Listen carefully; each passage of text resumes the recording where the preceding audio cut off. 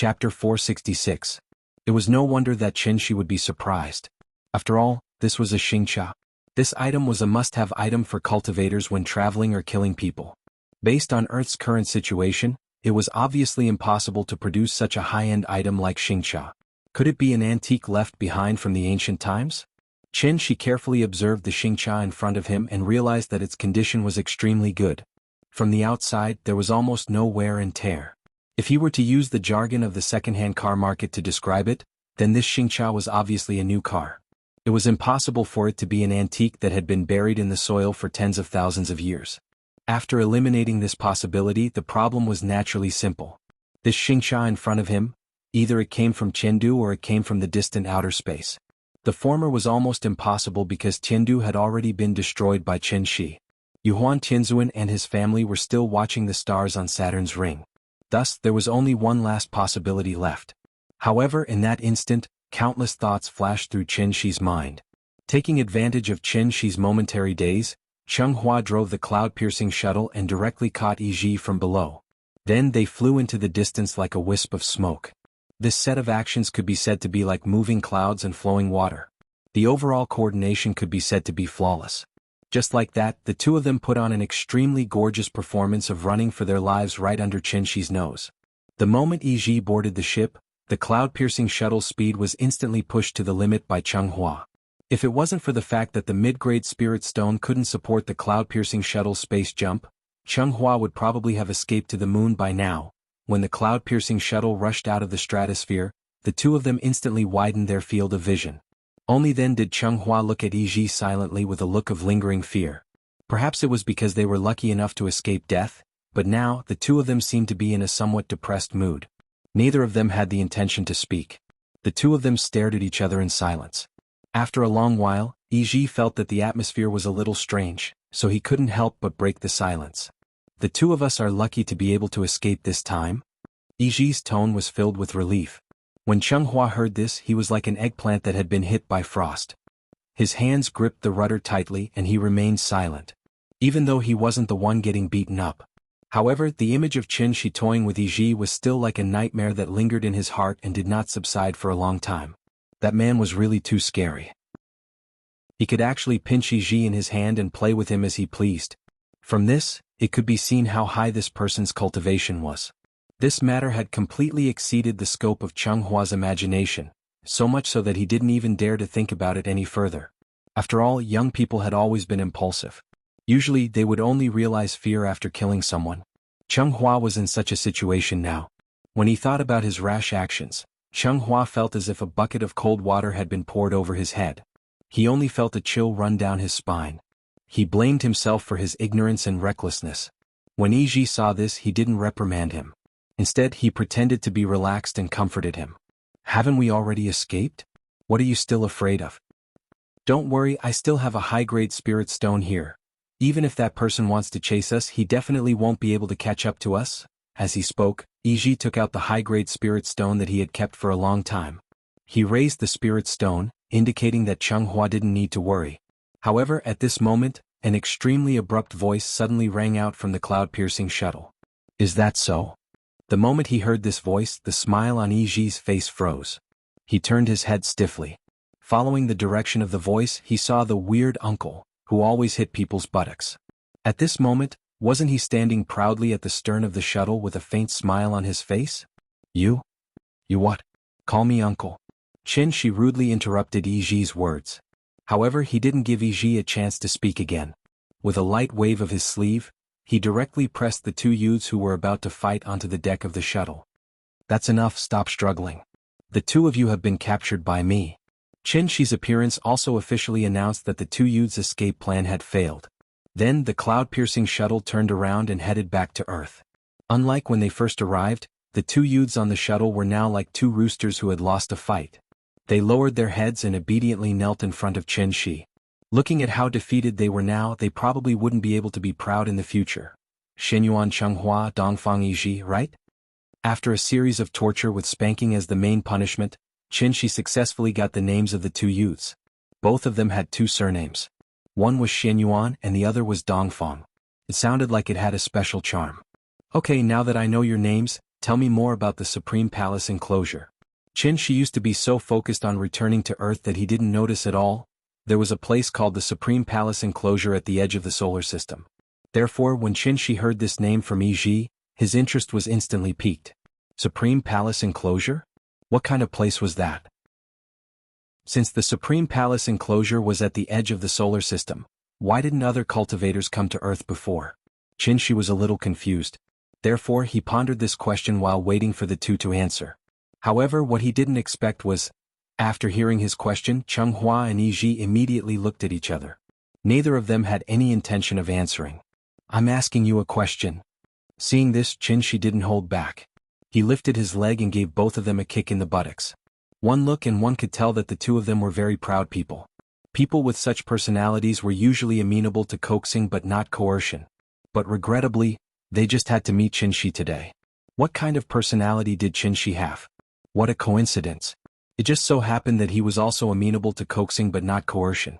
Shi didn't waste any time talking nonsense with them. Not going to speak, right? Then I'll kick you until you speak. Bang. Bang. Bang. Muffled sounds could be heard from the cloud-piercing shuttle. Shi kicked them one after another. Luckily, their cultivation levels weren't low. Otherwise, their flesh would have been torn apart by Shi's kicks. Of course, to these two unlucky kids, being beaten up was a small matter. Being humiliated was a big deal. The two of them had never been humiliated like this since they were young. Therefore, after being kicked by Shi more than 10 times, Changhua finally stopped cowering like a quail. He straightened his neck and shouted angrily, "Don't blame me for not warning you. I Xinyuan Changhua swear right here and now. If you kick my buttocks one more time, I will definitely cut you into 1,000 pieces." Hearing this, Shi couldn't help but laugh. He laughed as he walked in front of Changhua. He reached out and patted Chenghua's cheek. Then he asked jokingly, "Are you angry?" Changhua didn't say anything. He wanted to spit at Shi, but he was trapped by Shi's true yuan. Other than answering the question honestly, he couldn't do anything else. "If you're angry, then hit me. You even swore that you would cut me into 1,000 pieces. Ha! Little guy, are you a clown sent by the monkeys?" At this moment, Shi no longer had the demeanor of an expert. He laughed proudly and his words were full of ridicule and mockery. When had Changhua ever been humiliated like this? As a result, this young man who had always wanted to compete with the saints of the all heavens, broke down on the spot. The rims of his eyes turned red, and in front of Shi and Yi, tears silently fell from his eyes. Chapter 467. You're crying? Seeing Changhua suddenly cry, Shi couldn't help but sigh in his heart. The psychological quality of young people these days was really bad. That's enough. What's a man like you crying for? Someone like you still dares to go around and do evil? It would have been better if Shi hadn't said that. Now that he did, Chenghua's tears were like floodwaters that had been opened. He couldn't stop them. While Changhua was crying like a girl, Yi's eyes were darting around non-stop. He saw that Shi didn't seem to have any intention of harming their lives, so he mustered up his courage and begged for mercy.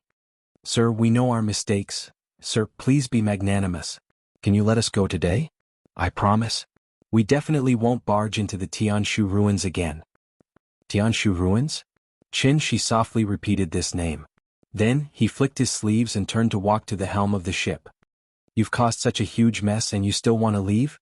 I can ignore the grudges between you and the United States, but, do you know who the woman you injured is?" Hearing this, Yi's heart skipped a beat. Then he asked anxiously, "Who?" "She's my sister-in-law." After saying that, Shi didn't give Yi a chance to explain. He directly used his inner energy to lift the two of them off the cloud-piercing shuttle. The cloud-piercing shuttle had already returned to the ruins of the small town. When Shi had arrived, he had already helped Qin Shueqing suppress her injuries. So, in the time it took for them to return, Qin Shueqing had already shakily stood up from the ground. It had to be said that her sister-in-law's current appearance was quite pitiful. What she was wearing was just the most common training suit.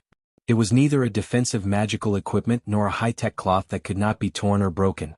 Therefore, after being bombarded by Changhua at such close range, Qin Shueqing's training clothes were only left with a few rags. Blood continuously gushed out from the hideous wound. The dark red blood splattered on her snow-white skin, like plum blossoms blooming at the peak of a snowy mountain. Fortunately, the phoenix perch scorched tail box had exploded behind her, leaving her with a few pieces of cloth to cover up her embarrassment. But even so, his sister-in-law had exposed herself today. As for whether or not Qin had peeked at him when she came, only the heavens would know. Do you have any healing elixirs? Give it to me. Qin didn't stand on ceremony with these two brats. Although he told them to take it themselves, in reality he directly took out a sumaru mustard pouch from each of them. Seeing this, Yi couldn't help but open his mouth, intending to take the initiative to take medicine for Qin in exchange for better treatment as a captive. Who would have thought, before he could open his mouth, Qin casually tore open his sumaru mustard pouch as if it were a plastic bag, tore it open. After seeing this scene, not only Yi but even Chonghua, who had tears in the corner of his eyes, couldn't help but open his eyes wide. It must be known that the sumaru mustard pouch was a magical equipment that could only be used after the owner had dripped a drop of blood on it. If the owner of the magical equipment didn't do it himself, then the bloodline imprint on it had to be erased through refining before the sumaru mustard pouch could be successfully opened. But now, Qin opened their sumaru mustard pouches so easily in front of them, then lowered his head and started rummaging through them. You. This time Yi was really frightened. After stuttering you 3 times in a row, he still couldn't squeeze out a complete sentence. You what? Call me uncle. Qin glared at him, then ignored these 2 unlucky brats. After taking out a faintly glowing elixir from the sumaru mustard pouch, he walked straight to Qin Xueqing. Qin Xueqing was resting by a broken pillar at this moment. Seeing Qin walking over with the elixir, she didn't stand on ceremony and swallowed it in one gulp. Needless to say, these 2 brats really had a lot of good stuff on them.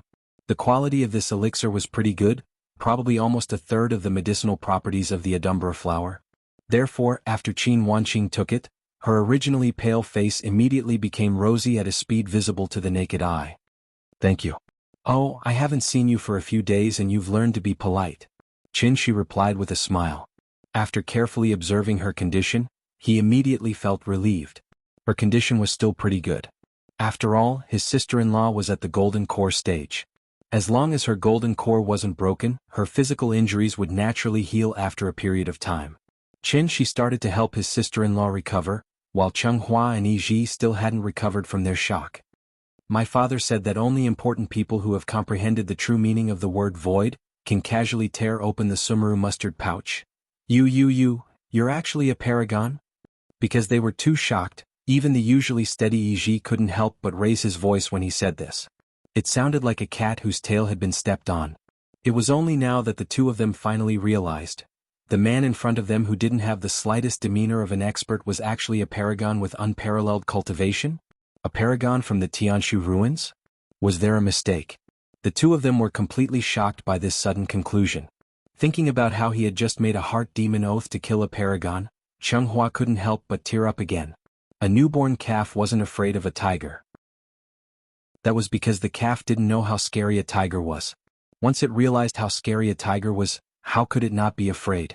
Looking at the mysterious man in front of him, then looking at the woman who was covered in wounds, a sense of despair instantly spread rapidly in Yi's heart.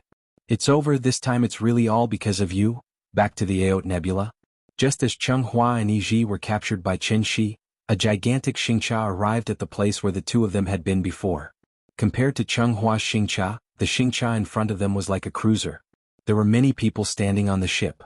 As soon as the Xingcha stopped, a man who was obviously the leader turned around and walked into the cabin.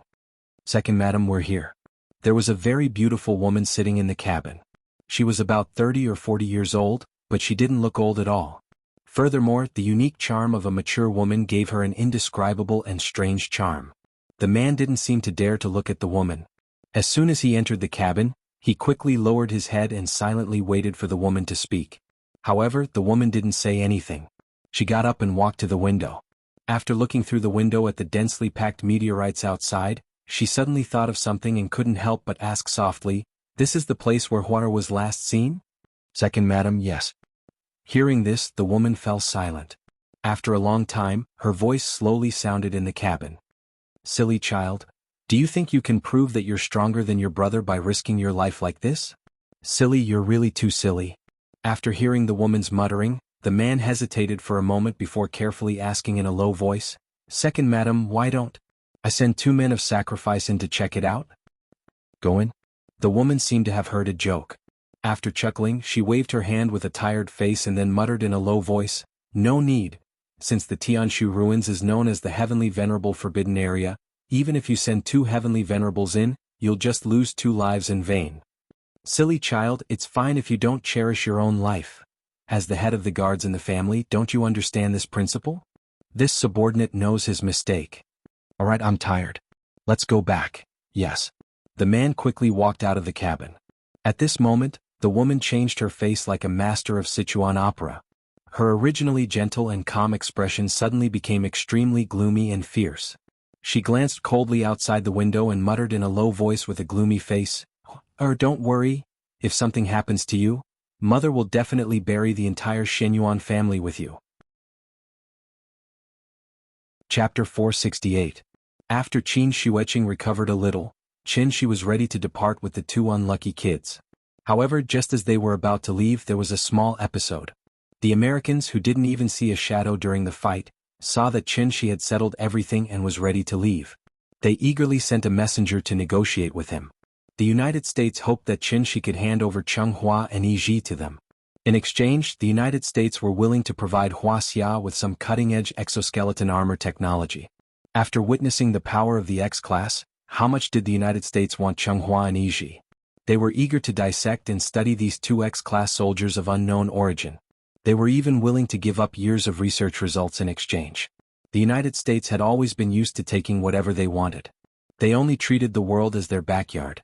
This time they actually offered enough sincerity in exchange. How could Hua Xia not be tempted? After all, in terms of cutting-edge technology research and development, Hua Xia and the United States were at least 20 years apart. After hearing the instructions from the top, the Wu Lian executives nodded and agreed. But what no one expected was, after the order was passed to Qin Xueqing, Qin Shi only used one word to send the messenger away. F***ck off. Qin Shi's attitude was very bad. After the messenger heard this, he was as obedient as a grandson. He didn't even say a word and left on the spot. This kind of behavior really fit the old saying, these days, whoever has the biggest fist has the final say. Without the nuclear bomb as a trump card, the United States couldn't even deal with Changhua and Yi. How would they dare to provoke Qin Shi, who easily captured the 2 brats? Therefore, the thousands of American soldiers could only wait obediently at the side and watch as Qin Shi and the others swaggered onto the cloud-piercing shuttle. Fuck. Chink. God. Damn it. In the battle command center, the colonel in charge of this battle was crazily smashing things. No wonder he was so angry. After all, not only did the target fly away, but the colonel also lost a complete rapid reaction force, causing him to become a commander without an army. No one would be able to swallow such an unlucky thing. However, other than screaming hysterically, what else could he do? Thinking of this, the colonel couldn't help but feel a sense of helplessness. And the appearance of the mysterious man was deeply imprinted in his heart. With Qin Shi's massive energy as the driving force, the cloud-piercing shuttle finally showed Changhua and Yi its true speed. In the blink of an eye, the cloud-piercing shuttle brought them back to Shangjing City. Ever since the 2 unlucky brats found out that Qin Shi was at least a supreme martial artist, they behaved extremely obediently. They didn't make a fuss and just quietly knelt on the deck with their heads lowered. Needless to say, this submissive and sorrowful appearance really won the 2 of them the generous treatment of captives. Qin Shi couldn't be bothered to deal with them personally. After temporarily sealing their cultivation, he directly handed them over to Qin Xueqing. Since the injuries on Qin Xueqing's body were caused by the 2 of them, whether he wanted to kill or torture them, he had to listen to the opinions of the victims first, right? Qin Shi originally thought that with his sister-in-law's temper, she would kill the 2 of them on the spot to vent her anger. Who would have thought? After Qin Xueqing seriously considered it, she said with a serious face, "My martial cultivation has already reached a bottleneck. Right now, I need to continuously train myself through actual combat in order to successfully break through. Both of their cultivations are pretty good. They're very suitable for practice." After hearing this, Changhua and Yi couldn't help but raise their heads and look at each other. Then a trace of despair flashed across their eyes. Was she going to use them as human punching bags? It's over. Their future days would probably be worse than death. Qin Xueqing was injured and still needed to rest for a period of time to fully recover. Hence, Qin Shi brought her back to the courtyard and instructed her not to run around before turning to leave. It was now 2:30 in the afternoon. There was still an hour and a half before Nianyan's school ended. It was rare that Qin Ruoying was in the mood today. She originally wanted to accompany Ying to walk around Summer Palace and cultivate their relationship so that he could climb into her bed as soon as possible. In the end, he was delayed by the two brats. Wasn't it already too late? She was very depressed. After finding Qin Ruoying through the road sign that he left on her body, he directly rushed towards Qin Ruoying's direction. Qin Ruoying did indeed go to Summer Palace. But when Shi arrived, she had already left the park and was alone in a taxi. Chem? Where is Ying going? Didn't we agree to wait for me to come back to find her? Logically speaking, Qin Ruoying would not run around. But she stood her up first, so even if Qin Ruoying was angry and ran around, it would still make sense. Now that Qin Ruoying had already gotten into the car, it was obviously inappropriate for Shi to appear to look for her. Thus, Shi could only follow behind the taxi, wanting to see where Ying was going. After getting into the car, Qin Ruoying sat in the back without saying a word. She quietly looked at the traffic outside the window. She secretly flew not far from the taxi, silently looking at the beautiful face that he yearned for day and night. The car continued to move forward in the rolling traffic, but the hustle and bustle of Shangjing City had nothing to do with them. Finally, the car stopped. She looked up and realized that Ying had actually returned to the capital high school. At this moment, there was still half an hour before Nianyan's school day. After Qin Ruoying got out of the car, she quietly stood by the side of the road, waiting patiently like many other parents. Ying is going to pick up Nianyan from school? After seeing this scene, she could not help but feel a surge of warmth in his heart. He really did not expect. Even if she had lost her memory, even if she did not have his company, Ying actually knew to pick up Nianyan from school on time. Thinking of this, she could no longer hold back the excitement in his heart. He hurriedly deactivated his breath control technique and then pretended to be a normal person.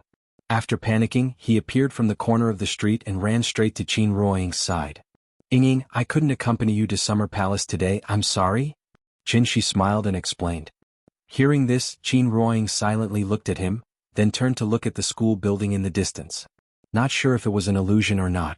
At that moment, she seemed to have seen Qin Ruoying lightly nod her head. She seemed to have heard his apology.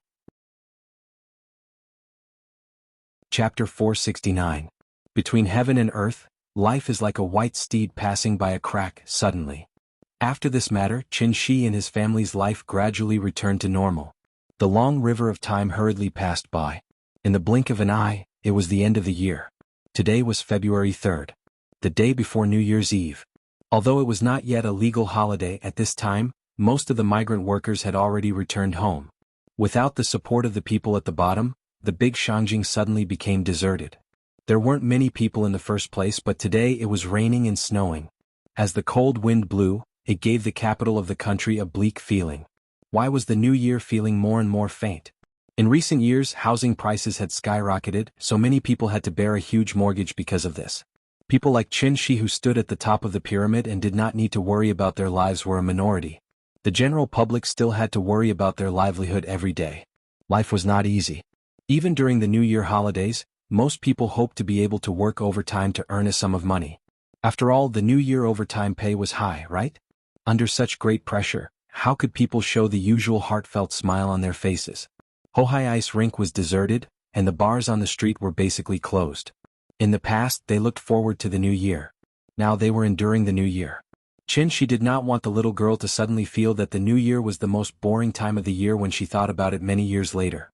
Therefore, he used the New Year shopping and buying new clothes as an excuse to invite Qin Ruoying to go shopping together. Through careful observation during this time, she had already figured out Ying's current style of doing things. She did not care about anything, but she cared about the little girl.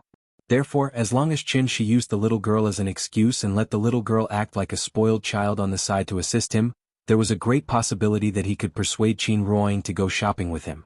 Although there were not many people on the street, there was a sea of people in the shopping mall. Nianyan hadn't been as happy as she was today since she started going to primary school.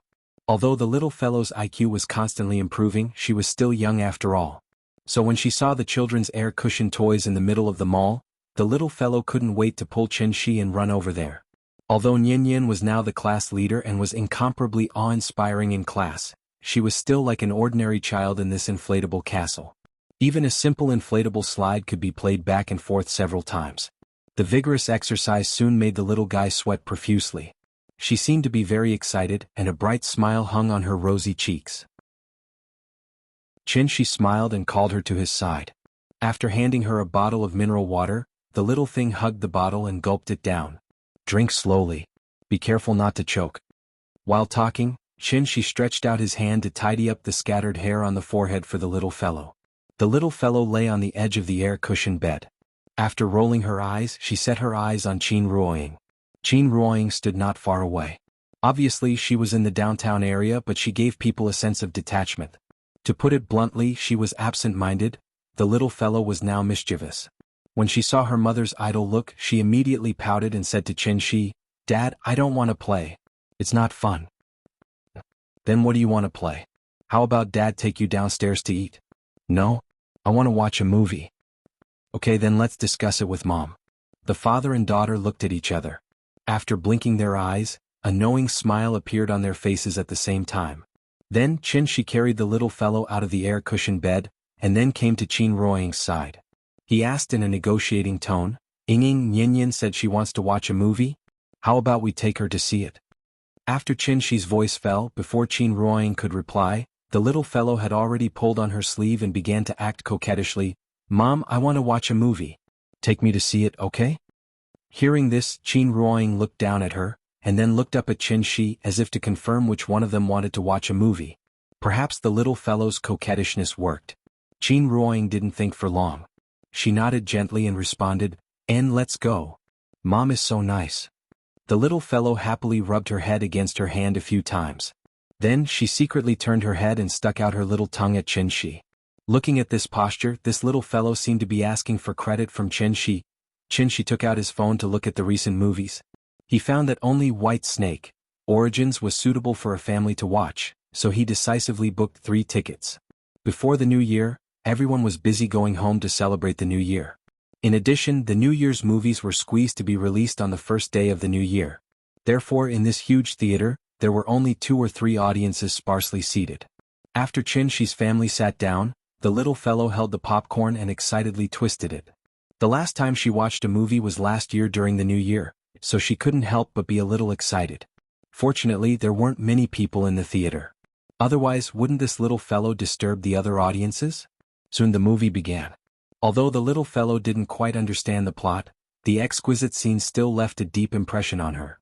The red leaves of Snake Catcher Village were like fire, and the scenery was picturesque. Yongzhou City was brightly lit and full of colorful lights. The moment the white snake revealed its true form, the little fellow couldn't help but let out a cry of surprise. Although the story was still the same old story, after the movie ended, Chin-shi didn't immediately get up and leave with his wife and daughter. Instead, he sat in his seat and silently reflected on it. He didn't expect that a random movie would coincidentally hit the soft spot in his heart. The movie might not be very good, but it happened to reflect the viewer's heart.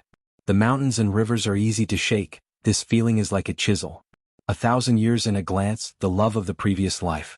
In particular, the sentence, "Thank you, husband," at the end of the Easter egg unintentionally and deeply touched Chin-shi. That's right, for real lovers. A mere 500 years? What was the big deal? No matter where he is in the world, no matter what he looks like, no matter whether he remembers me or not, I have to find him because I remember. This sentence was what Chin-shi wanted to say the most. Thinking of this, he couldn't help but turn his head to look at Qin Ruoying next to him. Wasn't the face that had haunted his dreams right in front of him right now? He didn't know why. At that moment, Chin-shi suddenly reached out for Qin Ruoying's hand as if at the behest of gods and demons. It was warm and moist. Chin-shi was stunned. Because he just realized, Ying didn't want to dodge? Chin-shi couldn't help but feel a little surprised, so he subconsciously squeezed her soft and boneless hand, as if he wanted to make sure that he wasn't dreaming. There was no doubt that his behavior obviously annoyed Qin Ruoying on the spot. She snorted coldly and immediately stood up from her seat. Then, she carried the confused little fellow and quickly left. "Hey Ying, wait for me." Chin-shi didn't have enough fun and Qin Ruoying turned hostile. Chin-shi had no choice but to put on a bitter face and began to think about how to absolve himself of his rogue behavior. Chapter 470. By the time Chin-shi and his family returned home, the originally gray sky was already covered with a layer of darkness. Looking at the situation, It was estimated that the sky would be completely dark before 5 o'clock. The taxi stopped at the entrance of Dongming Alley. As soon as she got out of the car, the little girl couldn't wait to carry her bag and then ran into the alley like a wisp of smoke. She was in a hurry to go home and change into new clothes. Nyin, run slower. Be careful not to fall. She smiled and reminded her, then went to the back door. With one hand holding the door, he pretended to be a gentleman and bowed to make a pleased gesture. Seeing this, Qin Ruoying acted as if she didn't see him. After getting out of the car from the back, she slightly raised her delicate chin and walked into the alley with a cold face. Needless to say, Ying must still be angry with him at this moment. She smiled bitterly and shook his head. Then he hung all the bags of New Year's goods on his body and walked into the alley alone. However, the moment he stepped into the alley, the little girl's clear and pleasant voice suddenly sounded from the depths of the alley. "Uncle, who are you looking for?" The little girl blinked her eyes and looked at the uncle in front of her who seemed to be familiar. After looking up and down, she couldn't remember where she had seen him before. "Ha! Uncle specially came today to give you a New Year's greeting? What? We haven't seen each other for only a few months and you don't recognize your uncle?" She was not a peeping Tom, so naturally, it was impossible for him to use his divine sense to observe the surrounding movements at all times. So, when he heard the little girl's voice, he released his divine sense to observe carefully. The visitor who was called uncle by the little girl, it was actually Jiang Yan who hadn't shown up for a long time. Like Jiang Yan was also carrying bags of various sizes. However, the bags in his hands were not as exquisite as the ones in Shi's hands. However, it was also these seemingly ordinary woven bags that faintly emitted an indescribable and peculiar fragrance. The little guy smelled the fragrance in the bag, so he couldn't help but poke his head in, as if he wanted to know what was inside. "Nyin, look, Uncle brought you a lot of good things today." As he spoke, Jiang Yan bent over and opened the bag. He took out a luminous pearl the size of an adult's fist and handed it to the little guy. "Wow. So beautiful." This luminous pearl was slightly different from ordinary luminous pearls. Its light was not the common blue and green, but an extremely rare milky white. The little guy held the night luminescent pearl in front of his eyes.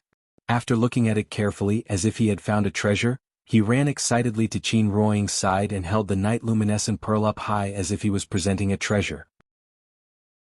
"Mom, look, it's a night luminescent pearl."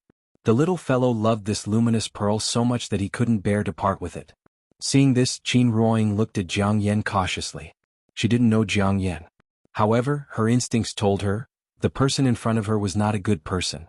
Therefore, Qin Ruoying took a step forward without leaving a trace and shielded the little fellow behind her. How smart was Jiang Yan? After seeing Qin Ruoying's vigilant action, he immediately smiled and took a few steps back, indicating that he definitely didn't have any ill intentions. You wouldn't know if you didn't compare, but you would be shocked once you compared. Qin Ruoying's attitude towards Shi was already bad enough, right? However, to a stranger like Jiang Yan it was even worse. She didn't even bother to look at Jiang Yan. She hugged the little guy and walked into the courtyard. Luckily, just as Jiang Yan was feeling awkward, the person in question appeared. "Oh, where's the rare guest?" Just like a cook who had just returned home from grocery shopping, Shi glanced at the woven bag beside Jiang Yan and said to Jiang Yan casually, "What's the matter? Let's talk inside." Just like neighbors greeting each other, Shi casually greeted Jiang Yan and turned to enter the house. He didn't stand on ceremony at all. However, Jiang Yan felt uncomfortable. They hadn't seen each other for half a year, but this old man acted as if he didn't know Shi. Jiang Yan timidly wanted to follow him, but just as he took a step, he suddenly retracted his leg as if he had been electrocuted. Shi noticed that something was wrong with him, so he turned around and asked, "What's wrong?" Hearing this, Jiang Yan quickly squeezed out a smile and said with a forced smile, "Nothing, I just came to give you a New Year's greeting. Looking at your wife, she seems to have just woken up. If that's the case, I won't disturb you. These are all gifts I brought from Daiyu Island. They're just some cheap local specialties. I hope you can accept them as a token of my sincerity. I wish you a happy new year in advance." Shi and Jiang Yan were considered acquaintances, so he always felt that Jiang Yan's behavior today was a little strange. However, he couldn't pinpoint exactly what was strange, but he vaguely felt that Jiang Yan seemed to be a little afraid of him. "Okay, I'll accept these things. If you don't come in and have a seat, then I won't keep you. Go ahead and do your thing." Shi didn't stand on ceremony with him. After waving his hand and sending all the local specialties brought by Jiang Yan to the courtyard with his true essence, he turned around and walked into the courtyard. Qin Shi entered the house. After the door was gently closed, a strange expression suddenly appeared on Jiang Yan's face. Jiang Yan looked deeply at the door in front of him as if there was still a lingering fear in his heart. After that, he quickly walked out of the alley without batting an eyelid. It was the same as last time. After Jiang Yan walked out of the main street, Jiang Jingqing's figure suddenly appeared in front of him. However, it was different from last time. This time, before Jiang Jingqing could speak, Jiang Yan grabbed his arm and dragged him forward quickly. What's wrong? Jiang Jingqing was a little confused. Just as he was about to ask, Jiang Yan growled and stopped him. Shut up, let's go. After saying that, Jiang Yan waved his sleeves and directly pulled Jiang Jingqing away from Shang Jing as fast as he could. Jiang Yan dragged Jiang Jingqing along for half an hour before finally coming to a stop. After that, Jiang Yan said to Jiang Jingqing in a very serious tone, I saw him. Oh? What's the situation with him now? If it weren't for the news from the United States, I'm afraid we wouldn't even know that he's back. At this point, Jiang Jingqing seemed to have thought of something and couldn't help but mutter in confusion. The news from Celestial Capital said that he fought with the 3 Celestial Venerables on Dragon Head Peak. Although he was severely injured, he was lucky enough to escape? Logically speaking, it's easier to go to heaven than to go to hell. If he didn't obtain the Soul Mirror, why would he suddenly return to Earth? The 9 Serenities information was passed down from Celestial Capital, so they were very clear about the situation when Qin Shi and Yuhuan Tianzuan first fought.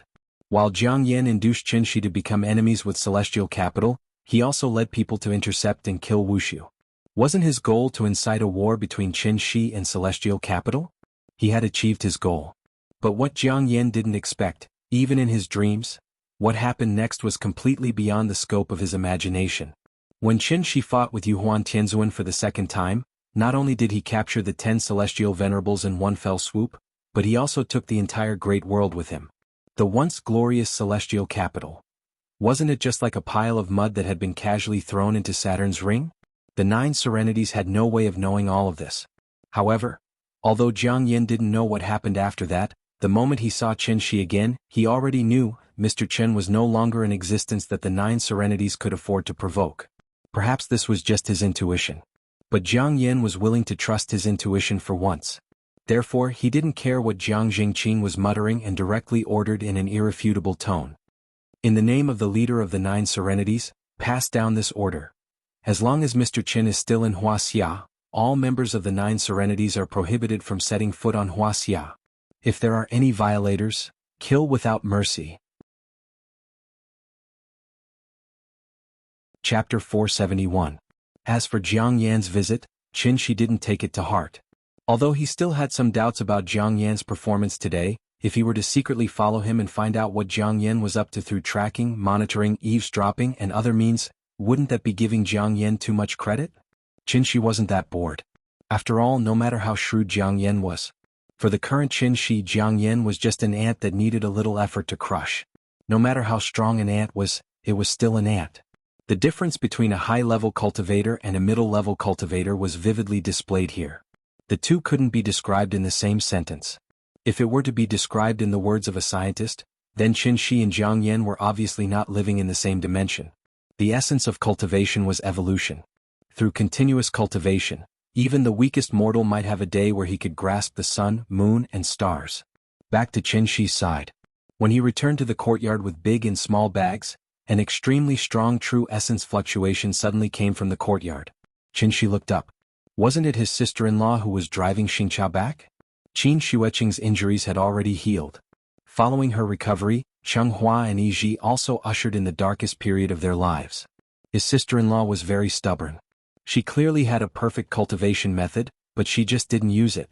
Instead, she only cared about exploring and studying it every day, hoping to use her own strength to open up a path of martial arts that belonged to her. This was a brand new path. At the same time, it was also a bumpy road full of thorns. Therefore, Qin Xueqing, in addition to constantly cultivating and accumulating true essence every day, also needed to test the results of her cultivation through a lot of actual combat. As for the actual combat opponents, weren't they the 2 brats who had been down on their luck for 8 lifetimes? The 4-way courtyard couldn't be used, so the sister-in-law would take the 2 brats out on a Xingqiao every day. Once they arrived at a remote and inaccessible place, she would have a good spar with them.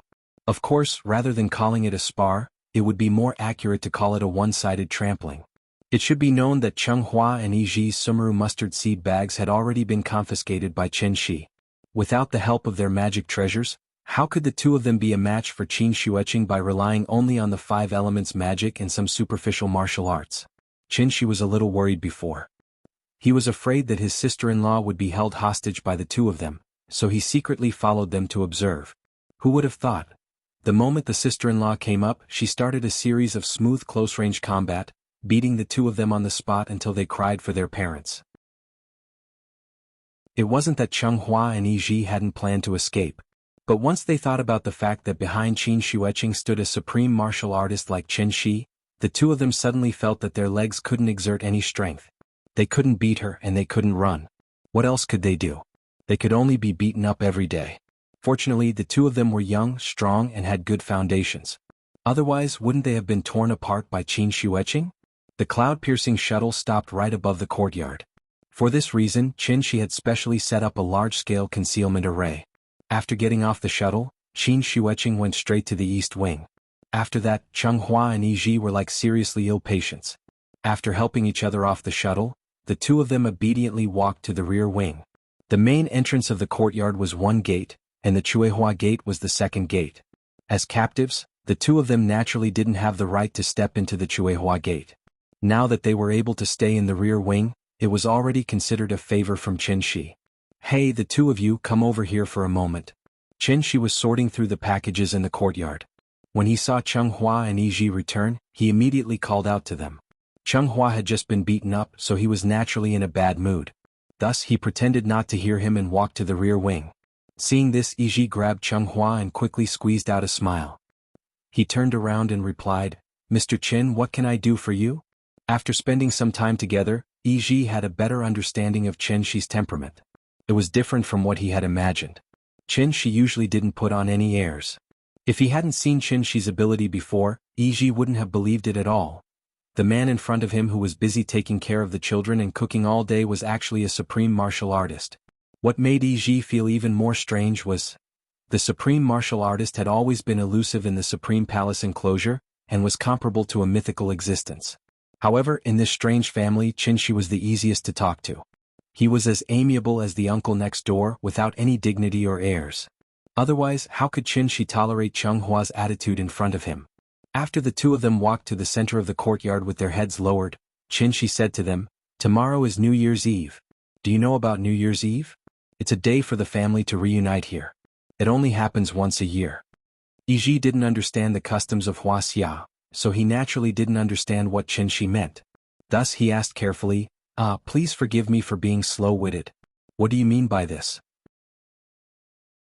"According to our customs here, no matter what you do outside on New Year's Eve, you should go home for the new year." Hearing that, Yiji couldn't help but be delighted. He hesitated for a moment before suppressing the excitement in his heart and asked with a nervous expression, "Sir, are you letting us go home?" "Go home?" Chen Shi looked at Yiji in surprise. He couldn't help but wonder if this child had been beaten silly by Qin Xueqing. How is that possible? "Even if I agree, Xingqing won't agree. Don't think about going home. Just stay here and practice martial arts with Xingqing. It's good for both of you anyway." At this point, Chen Shi seemed to have suddenly thought of something. He couldn't help but rub his chin and began to wonder if his way of treating the captives was too friendly. Why did it feel like he was educating someone else's child? "Forget it. It's rare that we're here for the new year. I'll let both of you enjoy the festivities. I'll go and talk to Xingqing later. She won't beat you for the next 2 days. Both of you can stay at home and have fun with Nian Nian. Just treat it as a holiday so that she won't hurt you." After that, Chen Shi waved his hand, indicating that the two of them could return to the house. The two of them came in confusion and left in confusion. However, before they stepped out of the Chuehua gate, Chen Shi's voice suddenly rang out. "Oh right, both of you should come for dinner tonight. It's a reunion dinner. The more the merrier." At this moment, Yiji was stunned. Cheng Hua was also stunned.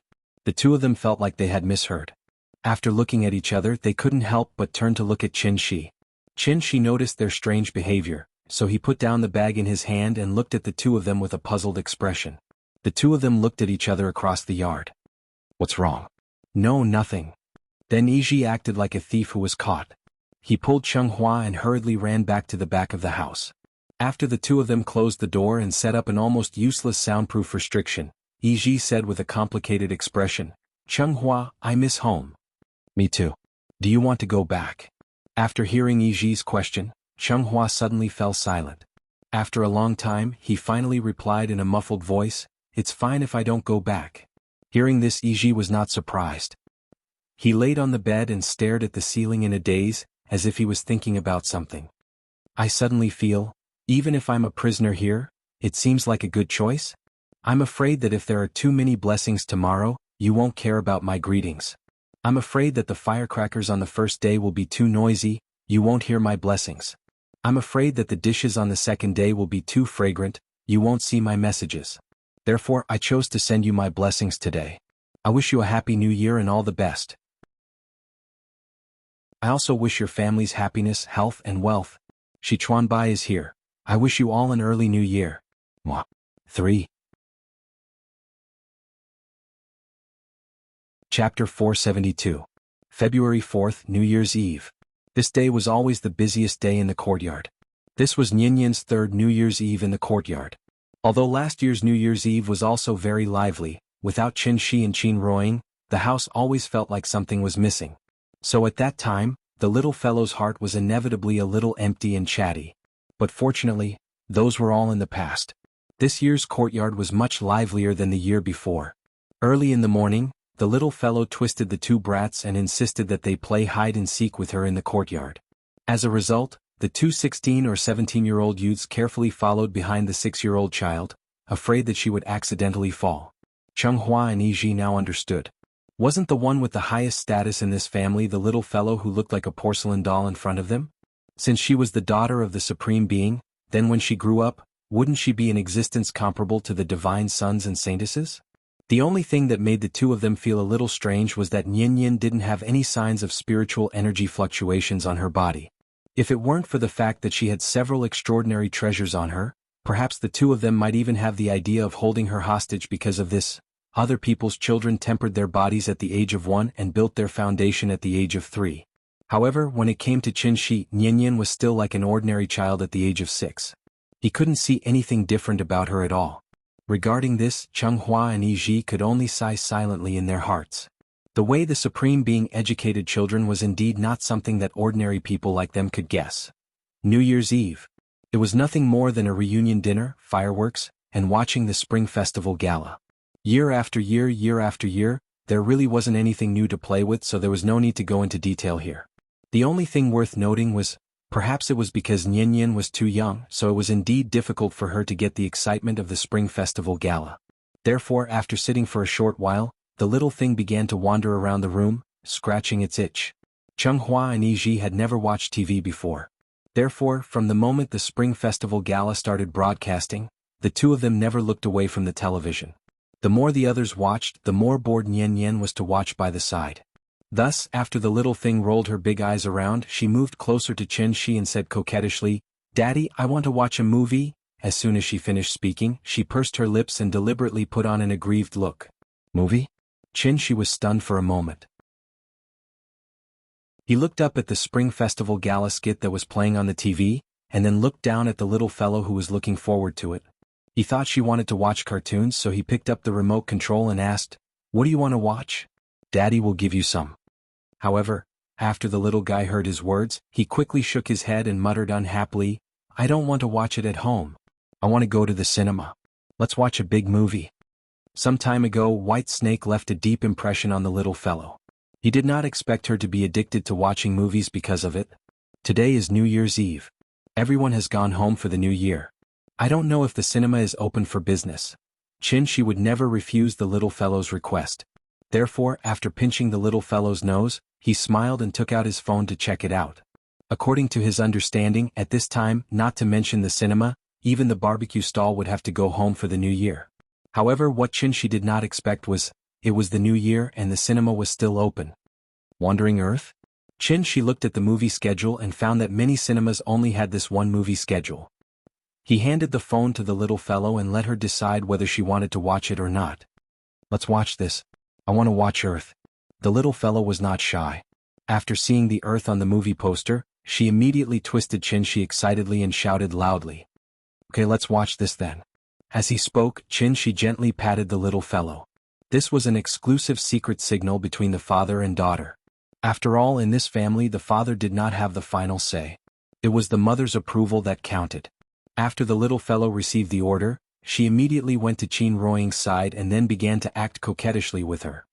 Mom, I want to watch a movie. Take me to the movie? Okay. In this regard, Qin Ruoying agreed very quickly. Almost without hesitation, she nodded gently.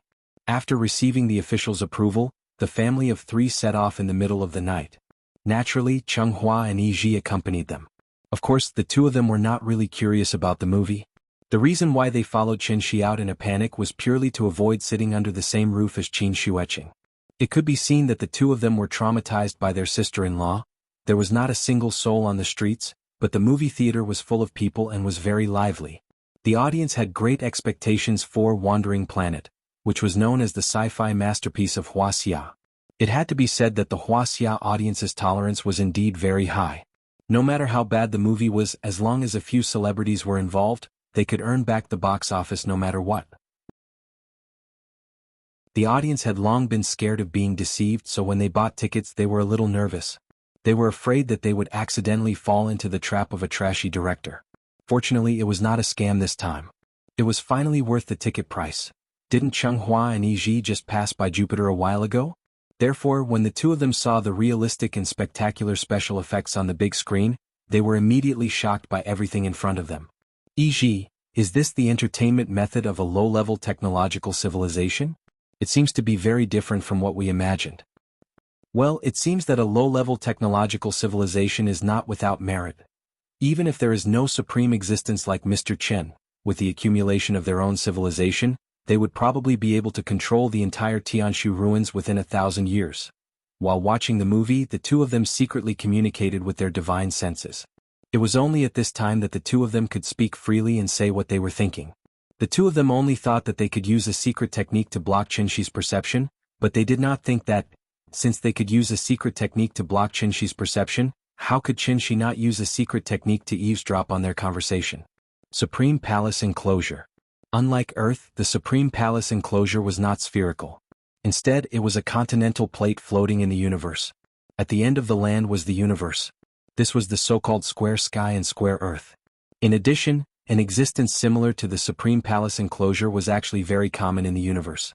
When Qinshi was in the Heavenly Jade Realm, he had once been in charge of a sacred cultivation ground similar to the Supreme Palace Enclosure. That was why he was given the title of Divine Lord. Divine Lord Qinshi was the actual ruler of this sacred ground. Therefore, sometimes one only needed to directly judge the level of a sacred ground based on the ruler's title. Sacred cultivation grounds were also divided into good and bad. Among them, the best was naturally a mother planet like the Heavenly Jade Realm that could continuously produce spirit chi of heaven and earth. A little lower was the current Earth, which was the Tianshu ruins that Chenghua and Yi spoke of. Next was the Supreme Palace Enclosure. Just like the Great World, the Supreme Palace Enclosure itself was not a planet. Therefore, no matter how prosperous it was now, it would inevitably fall into desolation one day, just like Earth when its spirit chi was exhausted. The day the spirit chi was exhausted was the moment the Supreme Palace Enclosure welcomed the arrival of Doomsday. Of course, this process of exhaustion usually took tens of thousands of years, so there was no need to worry too early. The reason was very simple. After all, no matter how long cultivators lived, how many of them could successfully live for tens of thousands of years? Yesterday was the reunion year, today was the reunion year, and the day after tomorrow was the reunion year. Originally, he wanted to relax for the next few days, but after thinking about it, he still felt that he should not stop updating, so he forced himself to get up and continue writing. In short, I wish everyone a happy new year. Remember to use the tickets if you have them. Monthly tickets, recommendation tickets, rewards, I will not reject any of them. I have never asked for these things. After all, with my current results, even if you vote for me, I won't be able to get on the list. However, it's the new year, so the data should look better, right?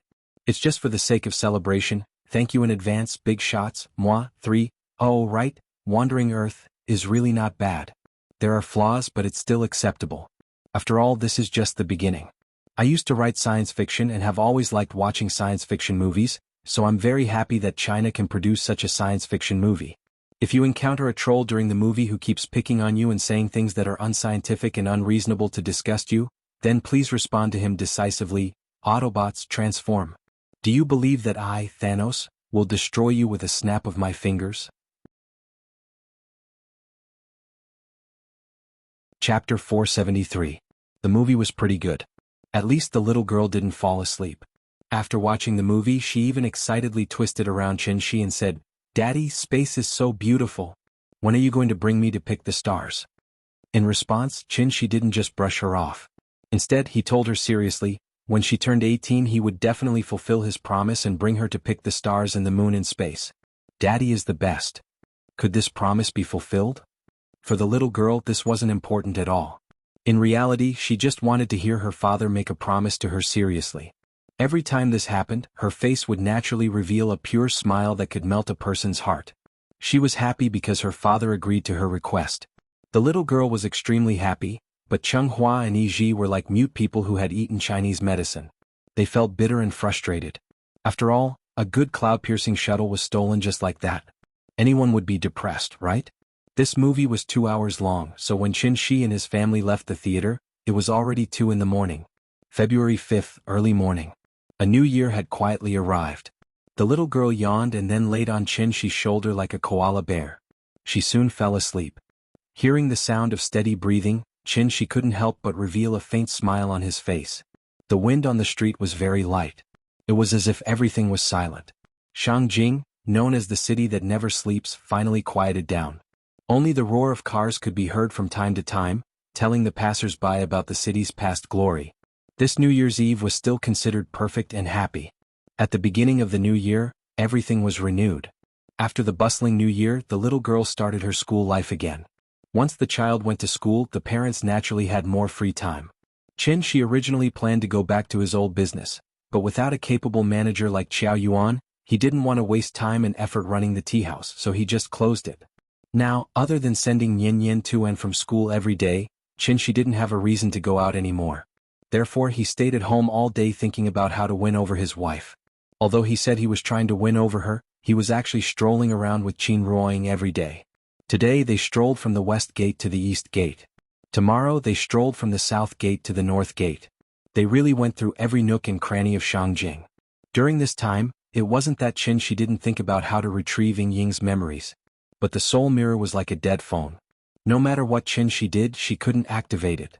Qin had no choice but to make a trip to Saturn's ring and conduct a friendly interview with Heavenly Venerable Yu Huan. Although Chengdu had lost its hometown, it still retained most of its high-end combat power. Therefore, Yu Huan Tianzuan tried to use the secret of the soul mirror as an exchange in exchange for better treatment as a captive. One had to know that Saturn didn't have abundant heaven and earth spirit qi. If they were trapped here for a long time, even Yu Huan Tianzuan would end up like a lamp that had run out of oil, let alone a divine general with a lower cultivation.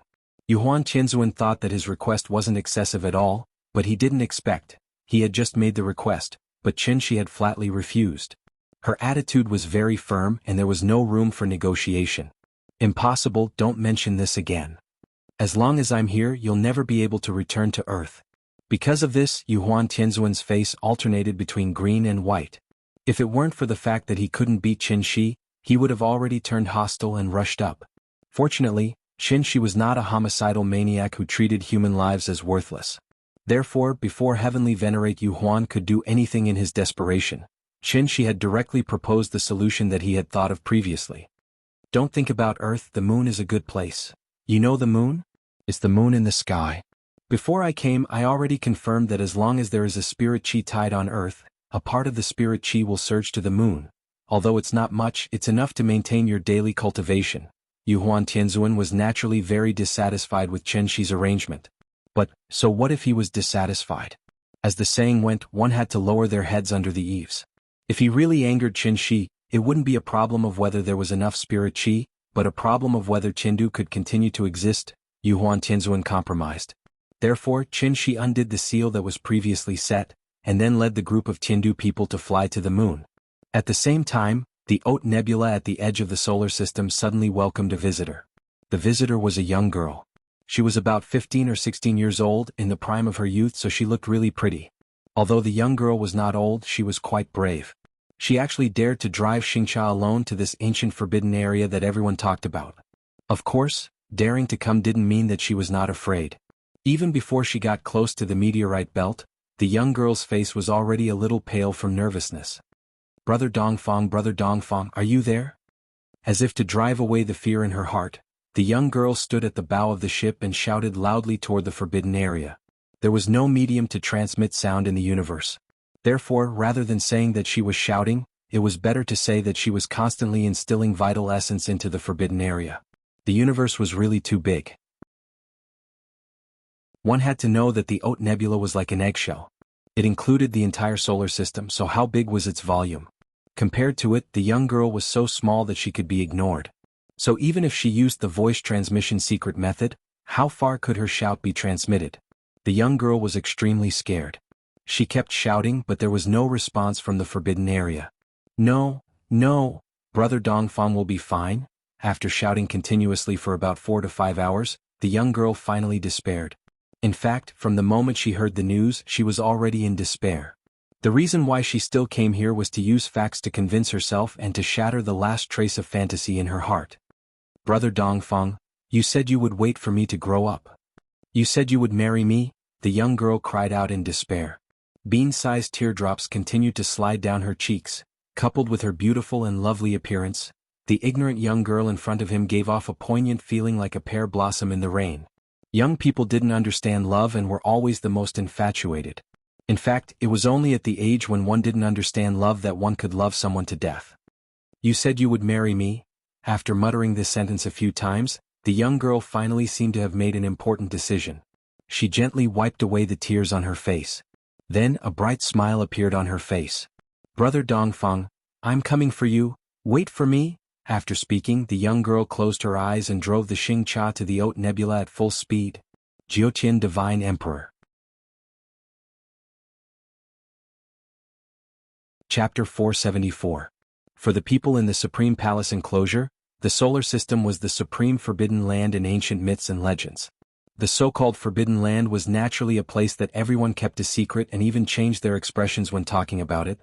Even if there was no one guarding it, there were always few people there, so many people might have never been there in their lives. However, although many people had not personally explored the Forbidden Land, if the Forbidden Land was mentioned, they could open their mouths and describe it in more detail than those who had seen it with their own eyes. There was an ancient saying, 3 people make a tiger, gossip is a fearful thing. This was the terrifying part of rumors. After the exaggerated narration by the busybodies, the Tianshu ruins became synonymous with the horror of today. Especially after a heavenly venerable died in front of everyone's eyes, the various rumors about the Tianshu ruins seemed to have been confirmed. Tianshu ruins. Heavenly venerable forbidden land. Even heavenly venerable level big shots could not step into it, who would complain that their life was too long and insist on breaking into the forbidden land again. Unless they did not want to live anymore. Therefore, when this infatuated girl confirmed that her brother Dongfang had entered the Tianshu ruins, she was so desperate and helpless.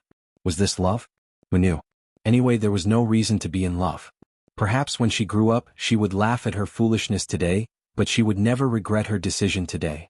After all, she just happened to be at the age of the first awakening of love and met the person she liked. The girl gently closed her eyes. Then, with a calm smile on her face, she drove Xingcha quickly to the meteorite belt not far away. She was even mentally prepared to be smashed into pieces and her soul destroyed in the next moment. But she never thought. She closed her eyes and waited for a long time. When she opened her eyes again, what entered his eyes was not a land of death that was filled with danger and death. Instead, it was a boundless sea of stars that was quiet and peaceful. When one looked up, the stars in the sky were all stars. The universe was very big and the solar system was very small. There was only one star in the entire solar system, and that was the sun. Because it was too far away, in the eyes of the young lady, the sun was like a star, silently hanging in the pitch-black sky. She turned back to look at the Oat Nebula behind her. The dense comets blocked her view like a natural moat, completely separating the Supreme Palace enclosure from the Dubhe ruins. The girl stood at the bow of the ship and looked around, her eyes filled with disbelief. How could she enter the Tianshu ruins so easily? After a long period of calmness, the girl finally accepted the reality in front of her. Since she was fine, it meant The Tianshu ruins were not as dangerous as the legend said. Perhaps Big Brother Dongfang had already explored it. The girl instinctively wanted to chase after him. However, after thinking about it for a while, she suddenly turned the ship around and rushed back to the Oat Nebula. This place is too big. If I want to rely on my own strength to find Brother Dongfang, this is tantamount to looking for a needle in a haystack. No, I have to bring this news back. Unlike Cheng Hua's recklessness and greed, the young girl did not care about the final ownership of the Dubhe ruins. Therefore, when she confirmed that the Tianshu ruins were not dangerous, she wanted to bring this news back as soon as possible so that more people could help her find her brother Dongfang. While the girl hurried back to the Supreme Palace enclosure, Qinshi was not idle either. He arranged the Qindu group on the dark side of the moon. Therefore, from this moment on, Qindu was really floating in the sky. The thing to note here was, because while the moon revolved around the Earth, the moon itself was also rotating. In addition, its rotation period was the same as its rotation period, so no matter where you stood on the Earth and looked up at the sky, humans would always only see one side of the moon. As for the other side that could not be seen, it was called the dark side of the moon. In order to prevent Yuhuan Tianzuan from sneaking to the Earth, Qinshi also set up a large ceiling formation on the dark side of the moon. There was still a lot of high-end combat power in Tiandu. If they combined their strength, they might be able to break this formation by force. However, this place was too close to the Earth. Even if Yuhuan Tianzuan wanted to break the formation by force, Qinshi could immediately rush over to stop him. Therefore, after setting up the formation, Qinshi was completely relieved. At this time, Yuhuan Tianzuan seemed to have accepted his fate. Ever since the collapse of the big world, causing Qindu to be forcibly relocated to the solar system, Yuhuan Tianzuan was like a defeated rooster. He was dejected all day long and was no longer as elegant as before. It stood to reason that a proud person like Yuhuan Tianzuan would not completely lose his fighting spirit because of one failure. Qinshi guessed that there must be some secret. Therefore he arranged for the Qindu group to be on the moon. After fulfilling his promise that he would treat the remnants of Qindu well, he took the soul mirror and talked to Yuhuan Tianzuan again. Qinshi was prepared to extort a confession by torture, but he did not expect. Yuhuan Tianzuan was much more straightforward than he thought. Perhaps Qinshi was overthinking, but in short, he felt that Yuhuan Tianzuan was not too hostile to him now. Instead, he seemed to have a lot to say to him. Mutual appreciation? I'm afraid not. The two flew side by side to a nearby ring-shaped mountain top. Looking at the sparkling blue planet not far away, Yuhuan Tianzuan's tone was no longer as overbearing as before. Instead, there was an inexplicable sense of desolation. It turned out that, as early as 10,000 years ago, the Tai Ching ancestor left a prophecy that Tiandu would be destroyed one day. At that time, only the soul mirror could ensure that Tiandu's incense would continue to burn and pass down. In this regard, the 10 celestial lords of Tiandu naturally believed in it. It was precisely because of this that when Yuhuan Tianzuan learned that the spiritual qi of the lower realm had begun to recover, he began to plan to build a soul bridge and lead everyone back to Earth. The ancient immortal cultivators were forced to leave Earth, so it was natural for them to return now. Everything should have gone according to plan. Unfortunately, Qinshi's appearance caused Yuhuan Tianzuan to be forced to activate the Sun-Moon Star Array, and everything that happened afterward completely refreshed his worldview. It wasn't until the moment the 9 stars aligned that Yuhuan Tianzuan suddenly realized. Things were not as simple as the previous celestial lords had imagined. The Tai Ching ancestor must have hidden some shocking secret. In fact, there weren't many records of the Soul Mirror and the Sun-Moon Star Array in the ancient books left behind by the great ancestor. Even an outsider like Qinshi could see the extraordinariness of the Sun-Moon Star Array at a glance. How could the previous celestial lords of Tiandu not see through it? Therefore, the previous celestial lords all thought that the Sun-Moon Star Array was the last life-saving straw that the Tai Ching ancestor had prepared for Tiandu. Who would have thought the price of activating the array was so painful? Could this be the so-called trump card? Without needing the enemy to make a move, he would first destroy the foundation? During this period of time, Yuhuan Tianzuan had been thinking about why the Tai Ching ancestor would make such an arrangement. Combined with the ancient records that he had read in the Imperial Hall, coupled with his own personal experience, Yuhuan Tianzuan suddenly remembered a terrifying rumor that had been circulating since ancient times. The content of the rumor was actually very simple. That was the reason why the Tai Ching ancestor led the ancient immortal cultivators to the great world to establish Tiandu was not to save the common people from suffering, but to satisfy his own selfish desires.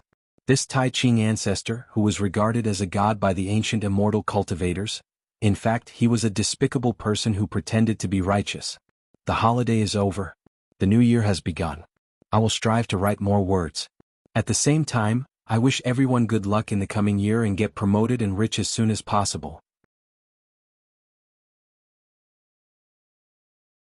Chapter 475. The Divine Ancestor had once said that when Tiandu was in danger, the formation could be activated to ensure the continuation of Tiandu's inheritance. Although the Sun-Moon Star formation was very powerful, the most crucial part of it was obviously that seemingly useless Khanate Supreme Treasure, the sky-bearing mirror of floating dawn. In addition, there were many different opinions about the origin of this Khanate Supreme Treasure within Tiandu. Some said it was the Divine Ancestor's natal magic treasure, while others said it was inadvertently found in the depths of the void. As for which was true and which was false, perhaps only the Divine Ancestor himself knew. Successive celestial venerables had carefully studied the soul mirror, but no one could discover any secrets from it. Over time, this Khanate Supreme Treasure was completely reduced to a useless decoration. Yuhuan Tianzuan was ambitious and naturally would not easily believe that the soul mirror was useless. From the day he became a celestial venerable, he had been constantly thinking about how to take the soul mirror for his own use. In order to achieve this goal, Yuhuan Tianzuan had even flipped through all the ancient records related to the Divine Ancestor. In addition to some obviously official biographies, he had even searched for many unofficial histories from the people. Thus, Yuhuan Tianzuan gradually understood some of the secrets of the ancient times. What needed to be mentioned here was that as long as there was political power, there would inevitably be opponents. Tiandu was no exception. The Divine Ancestor was not a national treasure and could not be liked by everyone, so it was inevitable that there would be some thieves with evil intentions spreading rumors to slander the Divine Ancestor. It was from these traitors that Yuhuan Tianzuan had obtained this unofficial history that was close to a rumor. According to the unofficial records, the Divine Ancestor was not as glorious and great as people imagined. Instead, he was an out-and-out hypocrite, 10,000 times more disgusting than Mount Hua. History was always written by the victors. 10,000 years had passed, so how much of the past could the people of later generations remember? Wasn't it still just reading the ancient records left behind by the predecessors? In the official history, the Divine Ancestor's greatness did not need to be repeated, because he had long become a god, worshipped by everyone in Tiandu. But in this unofficial history, the image of the grand pure Divine Ancestor was completely different from what everyone knew before. Even if his cultivation was unparalleled, he still had the heart of 5 poisons that everyone had: greed, anger, stupidity, hesitation, and doubt. It was precisely because of this that the Grand Pure One in the unofficial history was no longer a flawless ancient myth. Instead, he was more like a living person. In fact, whether it was official history or unofficial history, these were all written by people who had come before them. As long as it was recorded by someone, it would definitely have a certain degree of subjectivity. Not to mention, this unofficial history that could be said to be treasonous came from the Jiang clan's ancestor that had long since been listed as a sinner. The ancestors of the Jiang clan had always been enemies of Tiandu, so it was naturally impossible for them to respect the Divine Ancestor like the common people of Tiandu did. Therefore, Yuhuan Tianzuan originally did not take these fabricated unofficial histories seriously. It was not until the destruction of Tiandu that Yuhuan Tianzuan suddenly woke up. Could it be that the contents of this unofficial history were true? Unofficial history? Show it to me. Hearing this, Qin Shi's gossipy soul couldn't help but burn up. Just like how modern people were always full of curiosity about ancient emperors, such a stunning figure like the Grand Pure One would naturally make Qin Shi yearn for him. He couldn't help but want to learn more from the mouths of others. After hearing Qin Shi's words, Yuhuan Tianzuan hesitated. After all, he was the head of the 10 celestial venerables and the current actual ruler of Tiandu. Wasn't the act of slandering the Divine Ancestor the same as smearing feces on him? Could it be that he had to praise, well smeared, so fragrant? Hurry up, what are you dawdling for? Just show it to me. I'm not a person of Tiandu. Are you afraid that I'll rebel after seeing it? Seeing that Yuhuan Tianzuan was somewhat hesitant, Qin Shi kept urging him. There was no other way. Yuhuan Tianzuan really couldn't persuade Qin Shi. He could only take out a palm-sized jade slip from his mustard seed bag with a hesitant expression. The so-called jade slip was the carrier that cultivators used to record important information. The content was neither words nor sound, but consciousness. Qin Shi snatched the jade slip from Yuhuan Tianzuan's hand and poured his divine sense into it. The information recorded in the jade slip immediately poured into his mind. Interesting. After silently digesting the information in the jade slip, the corners of Qin Shi's mouth couldn't help but reveal a faint smile. Just as Yuhuan Tianzuan said, the information in the jade slip was filled with a large amount of slandering of the Grand Pure One sacred ancestor. However, after excluding these slanderous words, the most important information was actually about the ancestor of the Jiang clan. Although the Jiang clan was very weak now, in ancient times, the ancestor of the Jiang clan and the Grand Pure One sacred ancestor were fellow disciples. The Grand Pure One sacred ancestor was so amazing. As his junior brother, how weak could the ancestor of the Jiang clan be? This even Jiang Yan didn't know much about. The name of the sect that the Grand Pure One sacred ancestor belonged to was no longer known, but there was no doubt that the earth of that era was indeed very powerful, far surpassing the current Tianxian. Of course, the earth at that time wasn't called Earth but was called Dubhe Realm.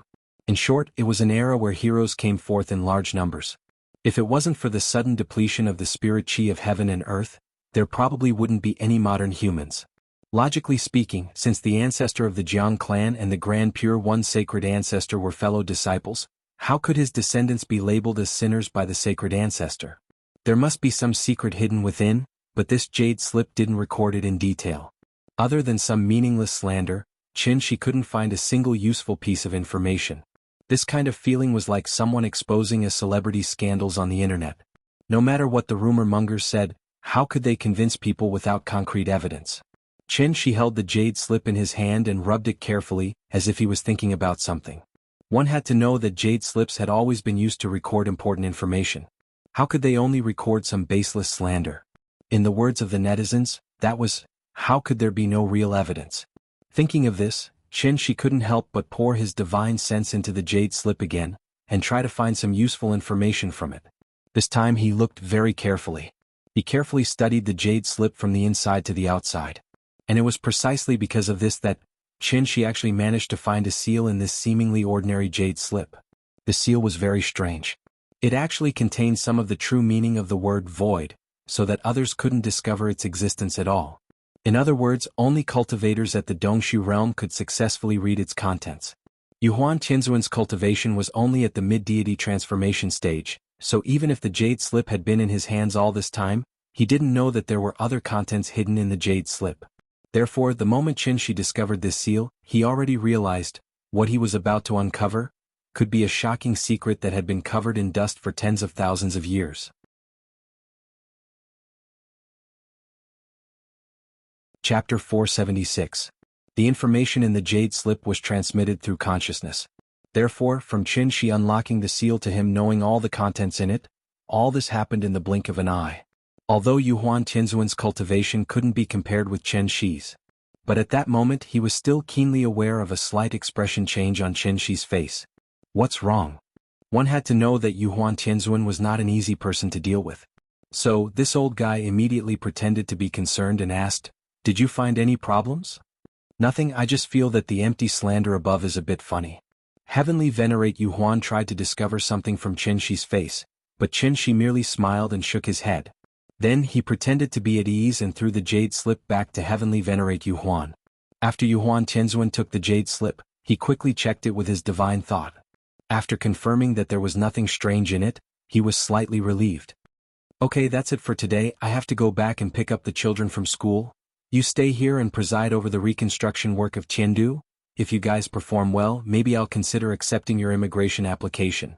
But before that, you all stay here obediently, you are not allowed to go anywhere.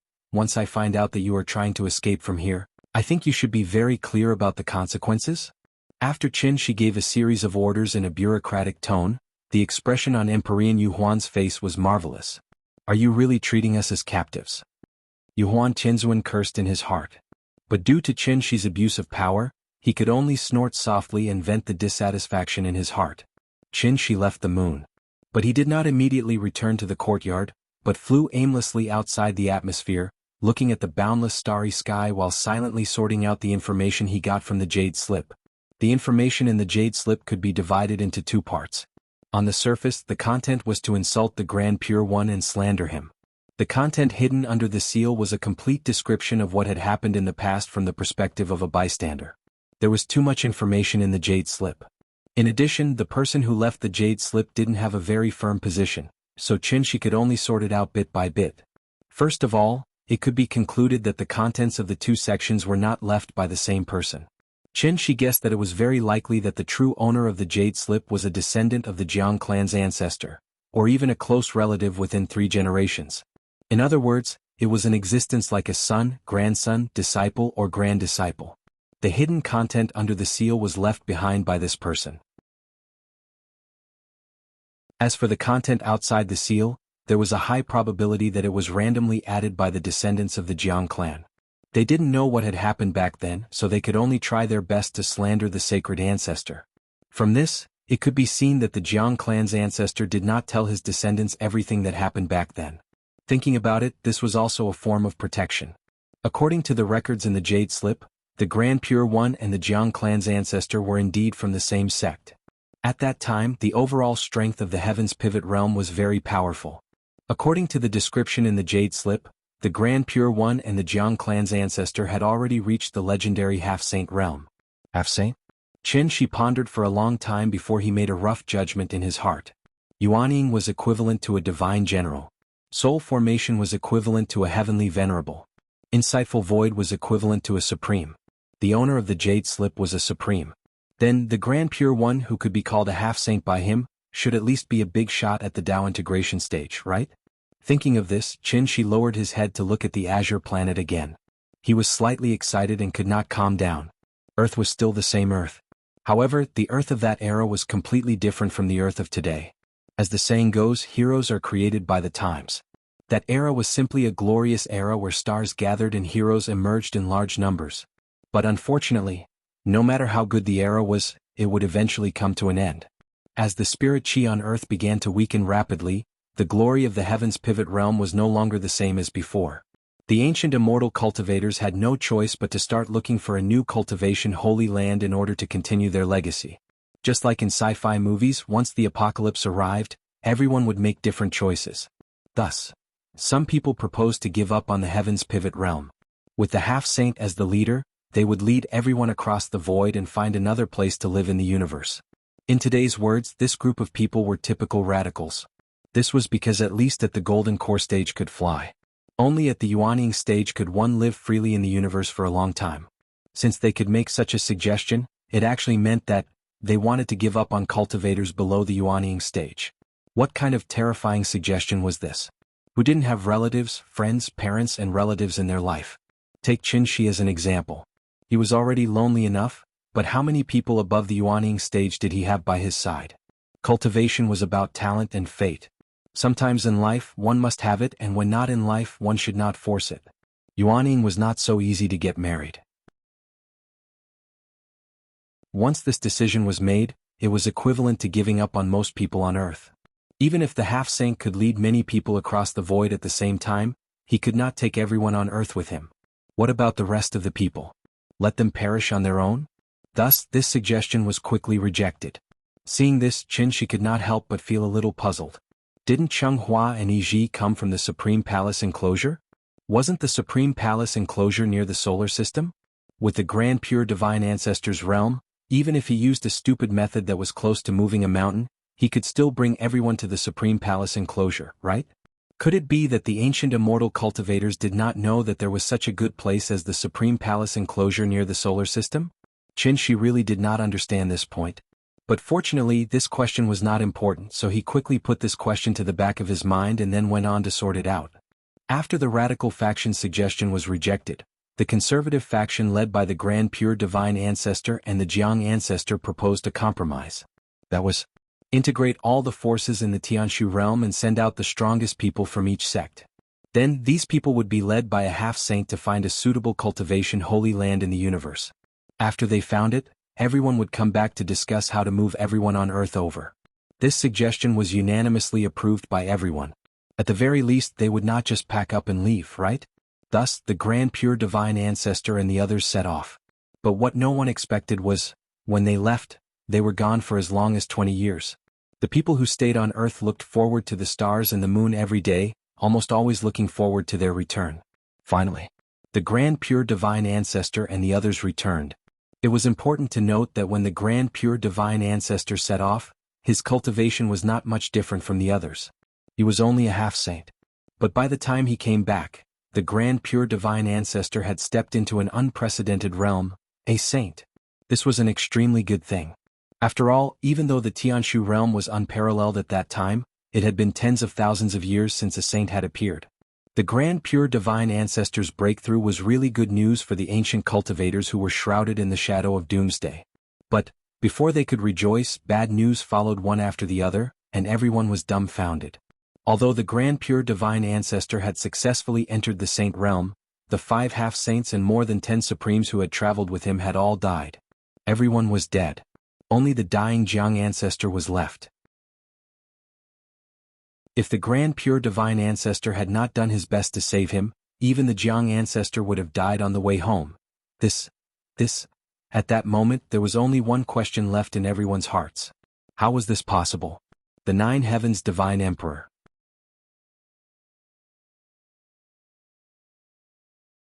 Chapter 477. No one knew what had happened to the sacred ancestor and his group in the depths of the starry sky. No matter who asked, the sacred ancestor kept his mouth shut. One had to know that the people who had traveled with him were all the top figures of the various sects and clans. These people had died in the depths of the universe without even a corpse. Naturally, their descendants could not accept this fact. As a result, the descendants of these half-step saints jointly wrote a letter, asking the sacred ancestor to give everyone a reasonable explanation. Although the sacred ancestor had given in, he did not tell everyone what had happened in the past 20 years. Instead, he gave a simple summary saying that his group had encountered great danger in the great void and that it was already a great blessing to be able to return, and then there was no more. There was not even a reasonable explanation. This time, not only the descendants of the half-step saints, but even the ordinary onlookers could not help but be puzzled. Why are you able to survive when all of your companions are dead? Moreover, you lived a better and more carefree life and even became a saint because of this? Due to the might of a saint and the fact that all the half-step saints who could mediate with him had fallen, the sacred ancestor became the #1 person in the heavens pivot realm after returning. No one dared to question him in front of his face, but the rumors became more and more intense and private. There were even some people who made wild guesses. The sacred ancestor and his group might have discovered the immortal emperor's treasury in the depths of the universe, and the half-step saints who accompanied them died in this treasury. Opportunities were always accompanied by risks. In the moment of danger, the sacred ancestor decisively dragged everyone down with him. As a result, he obtained the immortal emperor's inheritance and became a saint in a short 20 years. Otherwise, how could one explain the sacred ancestor's sudden increase in cultivation? This kind of baseless guess was almost equivalent to slander. Even so, the sacred ancestor was still unwilling to mention the details. In desperation, everyone could only cast their gazes on the last survivor of this trip, and that was the Jiang ancestor. At this time, it was likely that only the Jiang clan's ancestor knew what exactly happened in these 20 years. But what was regrettable was that, even though the Jiang ancestor's cultivation was extraordinary, when he was brought back by the Supreme Pure One, he was already heavily injured. For immortal cultivators, physical injuries were naturally not a problem. However, the Jiang clan's ancestor did not only have injuries on his physical body. The truly fatal injury was still the injury on his soul. It was unknown what they had experienced. In short, when the Jiang ancestor was brought back by the grand pure divine ancestor, he was already on the verge of death, as if he had entered a state of suspended animation. Now the only survivor was in a vegetative state. As long as the Grand Pure One did not take the initiative to mention it, who would know the secret? Rumors were just rumors. One day they would collapse on their own. That was because people were forgetful.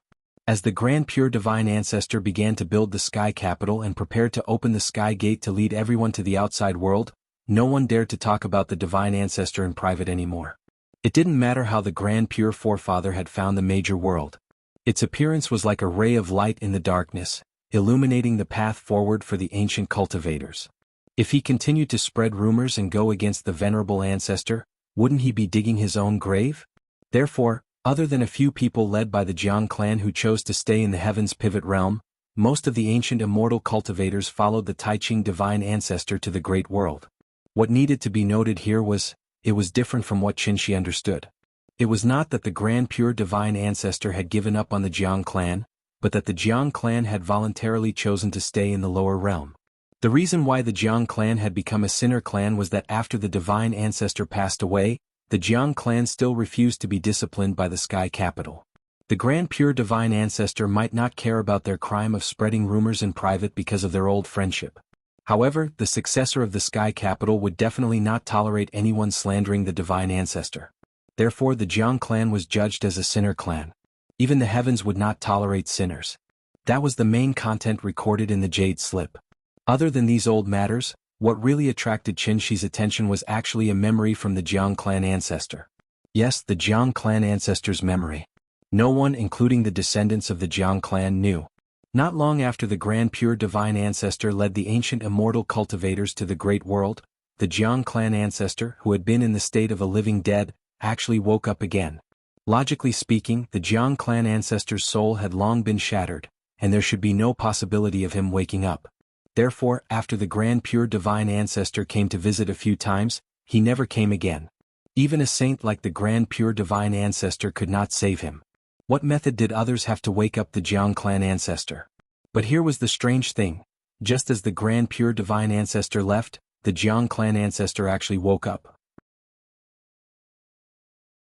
At that time, only the owner of the Jade Slip was accompanying the Jiang clan ancestor. So the Jiang clan ancestor directly poured this memory into the mind of the owner of the Jade Slip. Then, as if he had obtained some kind of relief, the Jiang clan ancestor rode a crane to the west with a smile on his face. The last half-saint of the heavenly pivot realm fell. The Jiang clan ancestor left with a smile. However, after the owner of the Jade Slip obtained this memory, he was completely shocked by the scene in the memory. After thinking about it again and again, the owner of the Jade Slip decided to seal this past and record all the causes and effects into the Jade Slip. He set up a seal and waited for the fated person to know. Obviously, Qin Shi was that fated person. Therefore he was also shocked by this memory at that time, which was why Yuhuan Tianzuan noticed something strange. It turned out that the Grand Pure Divine Ancestor and his group had never left the solar system. Just as they flew to Saturn, a dark fissure suddenly appeared in the void and sucked the group of half-sages and supreme martial artists into it. It was a boundless dark space. After the Jiang clan ancestor fell in, he was separated from the others. He flew in the dark space for thousands of years until he was exhausted and the true essence in his body was about to be exhausted. Only then did the Jiang clan ancestor discover a ray of light. Wasn't this feeling very familiar? Wasn't it exactly the same as the strange thing that Qin Shi had experienced before? However, it was different from what Qin Shi had experienced. After the Jiang clan ancestor escaped from the dark space, he did not go to the Great World. Instead, he returned to the place where they had disappeared. Then, the Jiang clan ancestor met the Grand Pure Divine Ancestor who was quietly floating in the void and holding the heaven-bearing effecate floating mirror. At that moment, the image of the Grand Pure Divine Ancestor was completely different from the Jiang clan ancestor's memory. His appearance did not change at all.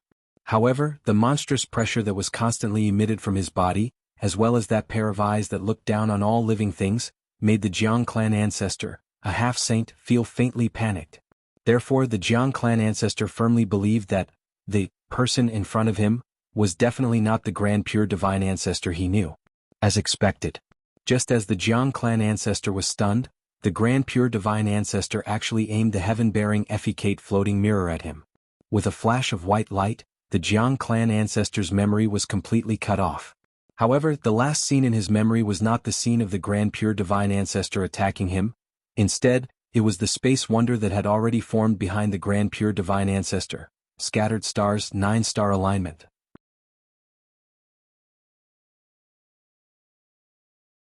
Chapter 478. The moment he saw the 9 stars alignment, a series of information slowly emerged in Qin Shi's mind and gradually formed a clearer network. The dark space, the 9 stars alignment, the Tai Ching Divine Ancestor, the sky-bearing technique, the floating dawn mirror, the great terror in the depths of the void, and the mysterious woman entangled in chains. Until this moment, Qin Shi finally understood what kind of terrifying level the mysterious woman's realm had reached. With the combined strength of the Tai Ching Divine Ancestor and the others, even in the heavenly jade domain, they were definitely a transcendent force comparable to a sacred ground. However, after they fell into the dark space they were still so helpless. If not for the appearance of that white light, the Jiang ancestor might have been trapped alive inside. Even a supreme like Qin Shi could enter and exit the dark space at will. How could a half-step sage like the Jiang ancestor not be able to freely travel through the various planes?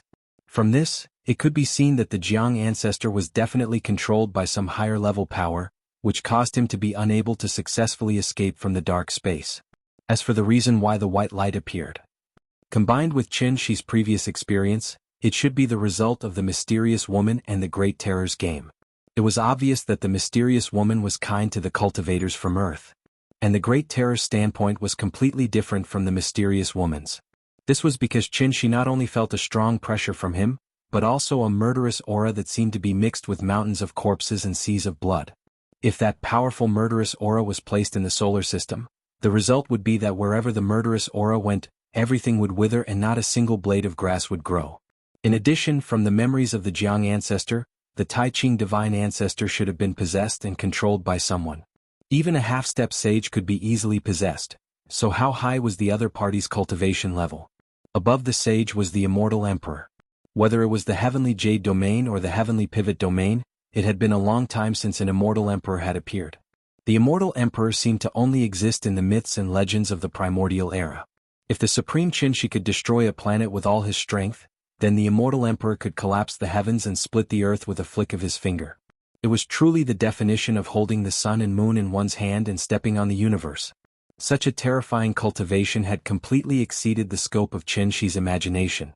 Perhaps when one reached the mysterious woman's level, they should no longer be called immortal cultivators but immortals. Qin Shi looked down at the soul mirror in his hand, and a peculiar expression suddenly appeared on his face. The 9-star alignment in the memories of the Jiang clan's ancestor was actually different from what he saw with his own eyes. In the memories of the Jiang ancestor, the Grand Pure One held the soul mirror and floated in the air like a god. As the 9 stars lined up, strange nomological imprints appeared one after another in the periphery of the solar system. These nomological imprints shone with a dazzling golden light. They were like gold foil pasted on a circular wall, encompassing the entire solar system within them. Chunghua, that brat, said. For the past 10,000 years, there has been a powerful seal on the periphery of the solar system. Even if a celestial venerable were to come, he would definitely die. The two of them barged in recklessly, but unexpectedly they didn't lose their lives because of this. Instead, they arrived on Earth without any obstructions. Calculating the time when the two of them came, wasn't it when Heaven Capital was destroyed? Could it be? This seal was removed because of this. But if there's a seal on the periphery of the solar system, why was I able to pass through this seal so easily and safely return to Earth? Could it be because of that mysterious woman again? And the reason why I suddenly went to the heavenly jade realm, which is billions of light years away, might also be related to that mysterious woman. At the thought of this, Qin Shi couldn't help but raise his head and look toward the distant edge of the solar system. At that moment, Qin Shi's eyes were no longer as clear as before. Instead, they were filled with curiosity toward this unknown world like that of a little fellow. The immortal emperor used the universe and the starry sky as a chessboard, and all living things as chess pieces. Then what kind of chess game were they playing? While Qin Shi was focused on exploring the past, the young lady who had risked her life to barge into the heavenly pivot ruins had returned. However, this time she was no longer alone. Instead, she had brought with her a team of several hundred people from the Supreme Palace enclosure. The young lady stood at the bow of the ship with an excited expression. If it weren't for the fact that there was a tall middle-aged man in his 40s standing beside her, she would have screamed out in excitement. Daddy will ask you one last time. Are you sure you really entered the heavenly pivot ruins from here? Father, I've said it many times. I really went in. There's nothing inside. If you don't believe me, let me go in first later. I'll prove it to you. The young lady's name was Tuoba Shio, the middle-aged man next to her was her father, Tabague. After Tabague received the news from his daughter, he considered the importance of this matter and didn't inform the family head immediately. Instead, he brought his personal guards and followed Tuoba Shio, here. Immortal cultivators had a long lifespan. It wasn't rare for 10 generations to live in the same house. Therefore, there were usually many large families in the Supreme Palace enclosure. One could refer to the Jiang clan on Daiyu Island for this. The Xianyuan, Dongfang, and Tuoba families were all large families in the Supreme Palace enclosure.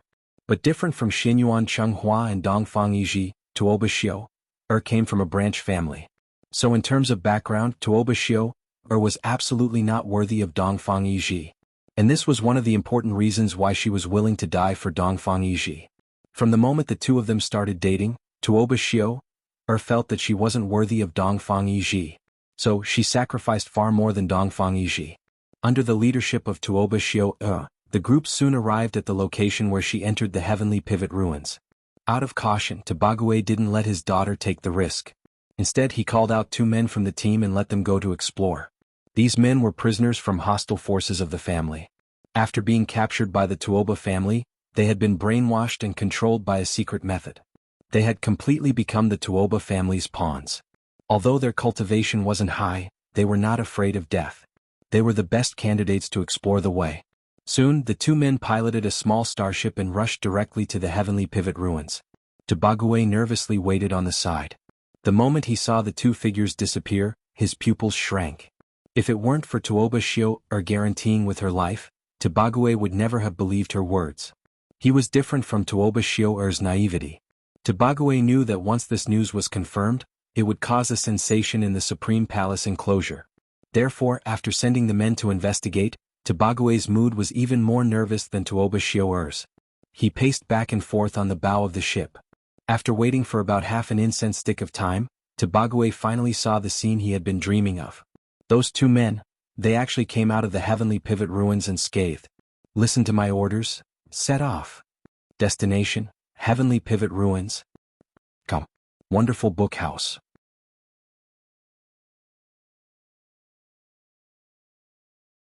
Chapter 479.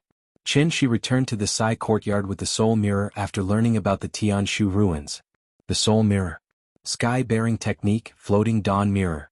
It was laughable that this innate treasure, which could kill a half-step saint in the hands of the Grand Pure Ancestor, had been treated as a useless treasure for tens of thousands of years. Therefore, when Qin learned of the true power of the soul mirror, he began to think about how to take it for his own use. On one hand, it was because part of Yingying's soul was still imprisoned in it.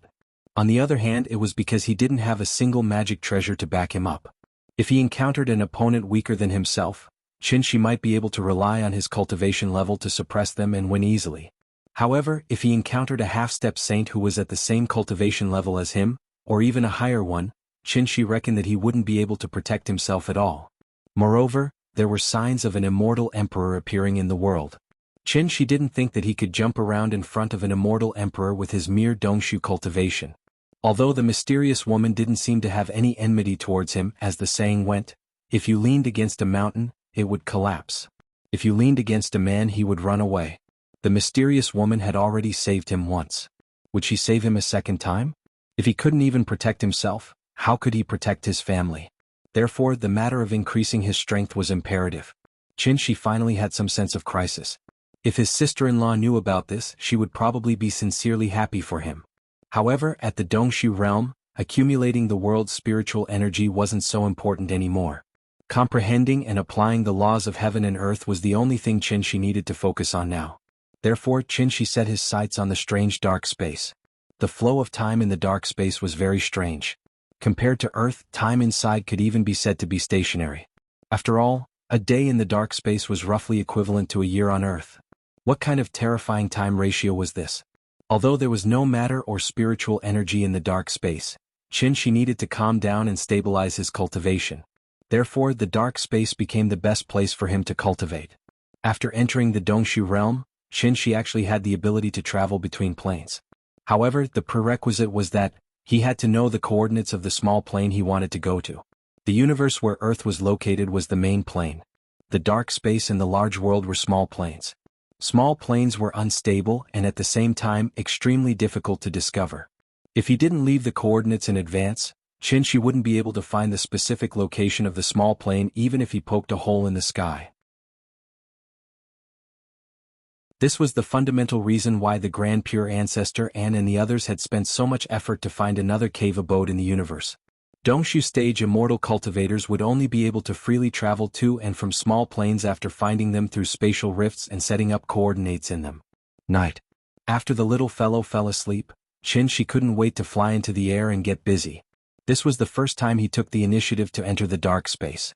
Therefore, after closing his eyes and adjusting his breathing to bring his body to the best state, Qin gently exhaled a mouthful of turbid air and prepared to start trying to open the passage between the two worlds. Opening the passage was actually the same as opening the heavenly gate. Therefore, the moment Qinshi moved, an extremely strong spiritual energy fluctuation was set off 10,000 meters in the sky. Under the guidance of the spiritual energy, the clouds were like a vortex, gradually forming a huge cyclone. Then, an extremely dazzling light suddenly bloomed in the center of the cyclone. Like the heavenly gate, the position of the light was obviously the entrance of the passage between the two worlds. Seeing this, Qinshi didn't hesitate at all. His body swayed and he directly flew toward the light. It was like diving from a high platform. The moment Qinshi's body disappeared into the light, the entire world suddenly quieted down. There was no sound and no light. He was back. Qinshi lit up a ball of light and looked around. After confirming that he was back in the familiar dark space, he directly sat cross-legged in this endless void. At this moment he was the only source of light in this dark space. As the deduction continued, two faintly discernible golden lines gradually appeared beside Qinshi. These were the two lines of law that he currently controlled. One led to Earth, the other to the outside world. 2 points as a line. As long as he found the base of the two planes, he could use this line of law to travel back and forth between the two worlds. Point, line, surface, body. And this was the basic form of the first law of heaven and earth. When Qinshi was able to freely control face, his cultivation would naturally be able to take another step forward. Today was the weekend. Primary school students did not have to go to school on weekends, so every Saturday night, the little girl would play until late into the night, until the next morning when she would wake up. Early in the morning, the little girl did not see Qinshi when she woke up, so she took advantage of the time when Qin Ruoying was cooking for her to stroll around the courtyard.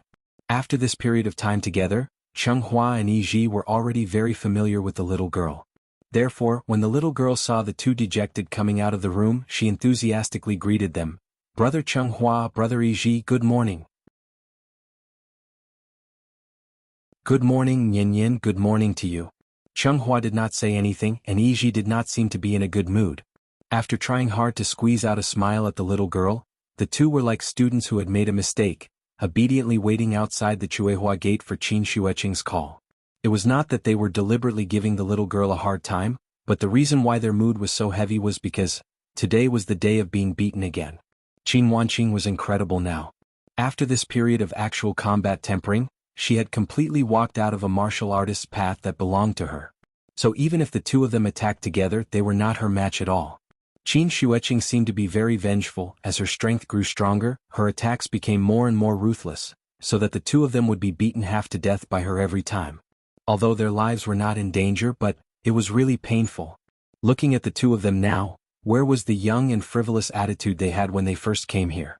Their injuries had just recovered, and sister-in-law was ready to ask them to go out to practice again. The little girl did not know the details. Therefore, when she saw Qin Xueqing coming out of the room, she enthusiastically greeted Qin Xueqing. "Are you going out to play? Can you bring me along?" "Huh?" Hearing this, Qin Xueqing suddenly stopped in her tracks. She lowered her head and looked at the cute little niece in front of her, who was like a porcelain doll. Looking at her big bright eyes, Qin Xueqing could not help but hesitate for a moment, as if she was thinking about something. After a while, Qin Xueqing made a decision in her heart. Didn't Qinshi not want Nian to cultivate? Then I'll make her want to learn. Therefore, Qin Xueqing was like an evil woman who used a lollipop to lure a little girl, and for the first time, a smile hung on her face. "Nian, Aunt wants to take them to practice martial arts. It's the kind of martial arts that you see on TV. Do you want to learn? If you want to learn, Aunt can teach you." Jiutian Divine Emperor.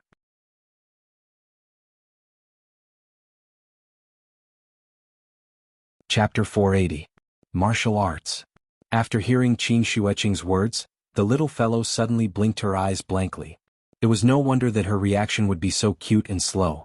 After all, Nian was still young. Currently she was only at the age where she liked to watch cartoons.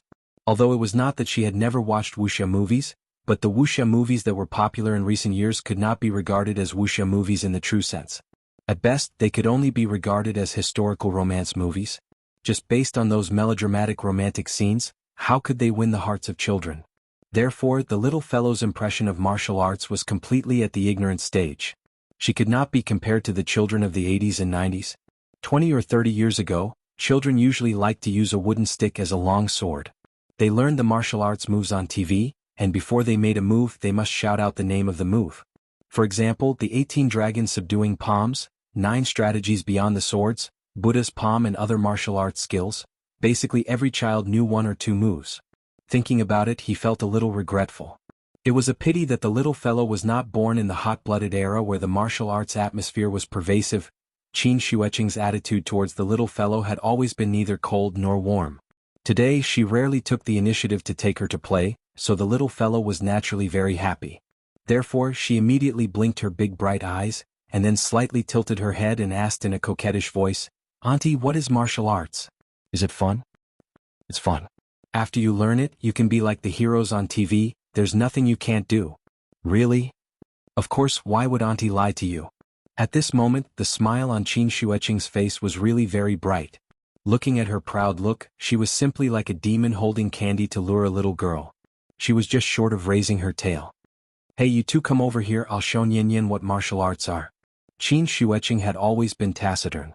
Today, in order to lure the little fellow to take the bait, she really used 120% of her strength. Seeing that the little guy seemed to be tempted, Qin Shueqing immediately let Chenghua and Yiji come to the center of the courtyard, ready to use them as punching bags to show the little guy what martial arts were. Since he said it was martial arts, then he definitely couldn't use magic. Chenghua and Yiji had been beaten up all this time, and under the influence of what they heard and saw, the two of them had learned a few fierce moves. As a result, a scene that shocked the little fellow appeared. In the center of the courtyard, Qin Shueqing was like a graceful butterfly, sometimes leaping up, sometimes crouching on the ground, twisting and turning, displaying her graceful figure.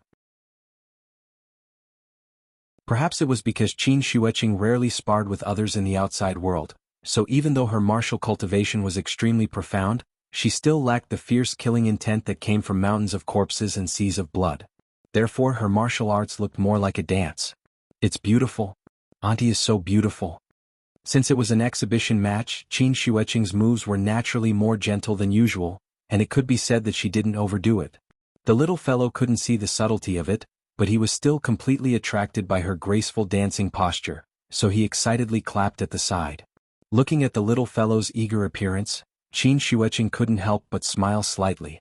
After forcing Chenghua and Yiji back with one palm, she lightly landed beside the little fellow, then asked with a smile, "How is it, do you want to learn?" Hearing this, the little fellow immediately nodded his head like he was pounding garlic. "Yes." "Okay, then come over here, Auntie will help you stretch your tendons and pull out your bones." "Okay." The little fellow didn't understand, only thinking that Qin Shueqing wanted to play a game with him, so he eagerly went over.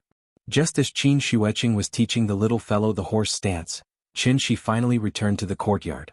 This was the first time he entered the dark space, and he hadn't figured out the specific time ratio between the two worlds, so it caused him to come back slightly late. If it was in the past, it wouldn't be a problem if Qin Shi came back a little late. But today was different. Qin Shueqing actually took advantage of his absence to start teaching the little fellow cultivation. Therefore, the moment Qin Shi's figure appeared in the courtyard, the temperature seemed to drop a lot. "What are you doing?" Qin Shi's tone didn't have any emotional fluctuations, as if he was talking about something very ordinary, but those who were familiar with him should know. This was a sign that he was angry. Qin Shi was angry? After realizing that something big might happen next, Chenghua and Yiji immediately looked at each other, then quietly left the courtyard. It wasn't good to stay here for long, leaving was the best plan. At this moment, the little fellow also noticed Qin Shi's figure, so she immediately stopped what she was doing and ran towards Qin Shi eagerly. "Daddy, you're back?" The little fellow happily jumped into Qin Shi's arms. Qin Shi gently pinched her little face, then directly carried her from the ground. "Yes, Daddy went out to do something just now, so I didn't have time to make breakfast for you." "You're not hungry, are you?" "I'm not hungry." The father and daughter talked as if there was no one else around, while Qin Shueqing waited silently by the side. When Qin Shi looked at her, Qin Shueqing calmly replied, "I'm teaching her martial arts." Hearing this before Qin Shi could reply, the little fellow happily interrupted and shouted, "Auntie is teaching me martial arts, it's very fun. Daddy, do you want to learn?" "Is that so?" Qin Shi chuckled. He gently reached out and pinched the tip of the little fellow's nose, which immediately caused her to act coquettishly. Qin Shi seemed to be trying to make the little girl happy, but a question suddenly popped out of her mouth. "Why did you teach her without my permission?" It had to be said that his sister-in-law's behavior today really annoyed Qinshi a little. After all, from the day he returned to Earth, he had made up his mind to create an ordinary and happy childhood for the little fellow, just like ordinary children, to enjoy the pure happiness that they should enjoy at their age. The road of cultivation was long, but childhood was only a few short years. Did he want to deprive her of even these short years? She's willing to learn, I'm willing to teach, it's that simple. Then did you ask for my consent? Do you need it? Don't you need it? Hearing this, Qin Shueqing couldn't help but sneer and coldly replied, I started practicing martial arts when I was 3 years old. I had already practiced obvious strength when I was her age. Since learning martial arts is good for the body, why don't you let her learn? She's just a child. This time, Qinshi was really a little angry, so even his tone became much colder. Seeing this, Qin Shueqing was not afraid. Instead, she righteously retorted, she is also a person with the ability to think independently. Please ask her whether she is willing to do it before you make a decision for her. You. Being choked by Qin Shueqing, Qinshi was so angry that he couldn't even speak. At this moment, the atmosphere in the yard was really a little awkward. The little fellow lay on Qinshi's shoulder, looking left and right at her father, right at her aunt, completely not understanding what they were quarreling about. But fortunately, just when Qinshi and Qin Shueqing were in a deadlock, Qin Ruoying suddenly appeared. She was holding a bowl of hot porridge in her hand, which was the white fungus and lotus seed porridge that she personally cooked for the little fellow. Nyin Yin, come in and eat.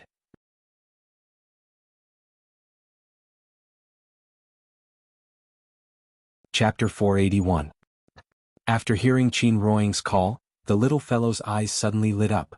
So, she immediately signaled Qinshi to put her down, and then ran back to the west wing with Qin Ruoying. In fact, how could the little fellow not know that her father was quarreling with her aunt?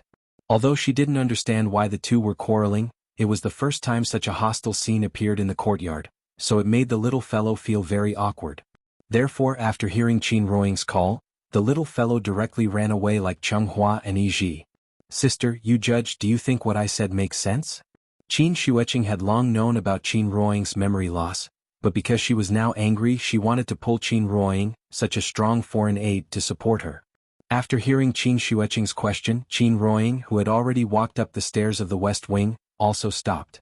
But unfortunately, Qin Ruoying didn't intend to turn back to support her. It's none of my business, you guys can quarrel slowly. After saying this sentence very calmly, Qin Ruoying took the bowl back to the room. Qin Shueqing didn't have much reaction to this. Because she already knew that with Qin Ruoying's current character, she wouldn't care about anyone other than Yin Yin. And the reason why she still chose to ask Qin Ruoying was because she didn't want to continue to be in a deadlock with Qinshi. Therefore, after hearing Qin Ruoying's answer, Qin Shueqing rolled her eyes at Qinshi, and then turned back to the east wing without looking back. This is great. In the courtyard, which was very lively just now, in the blink of an eye, only Qinshi was left alone.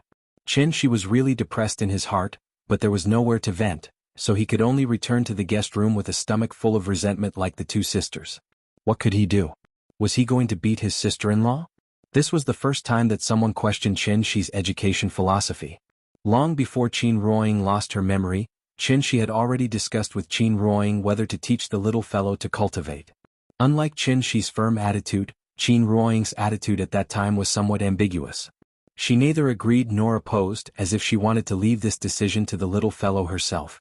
But how old was Nyin Yin? How could she understand what cultivation meant? It was also because of this that Qinshi never thought of teaching Nyin Yin cultivation.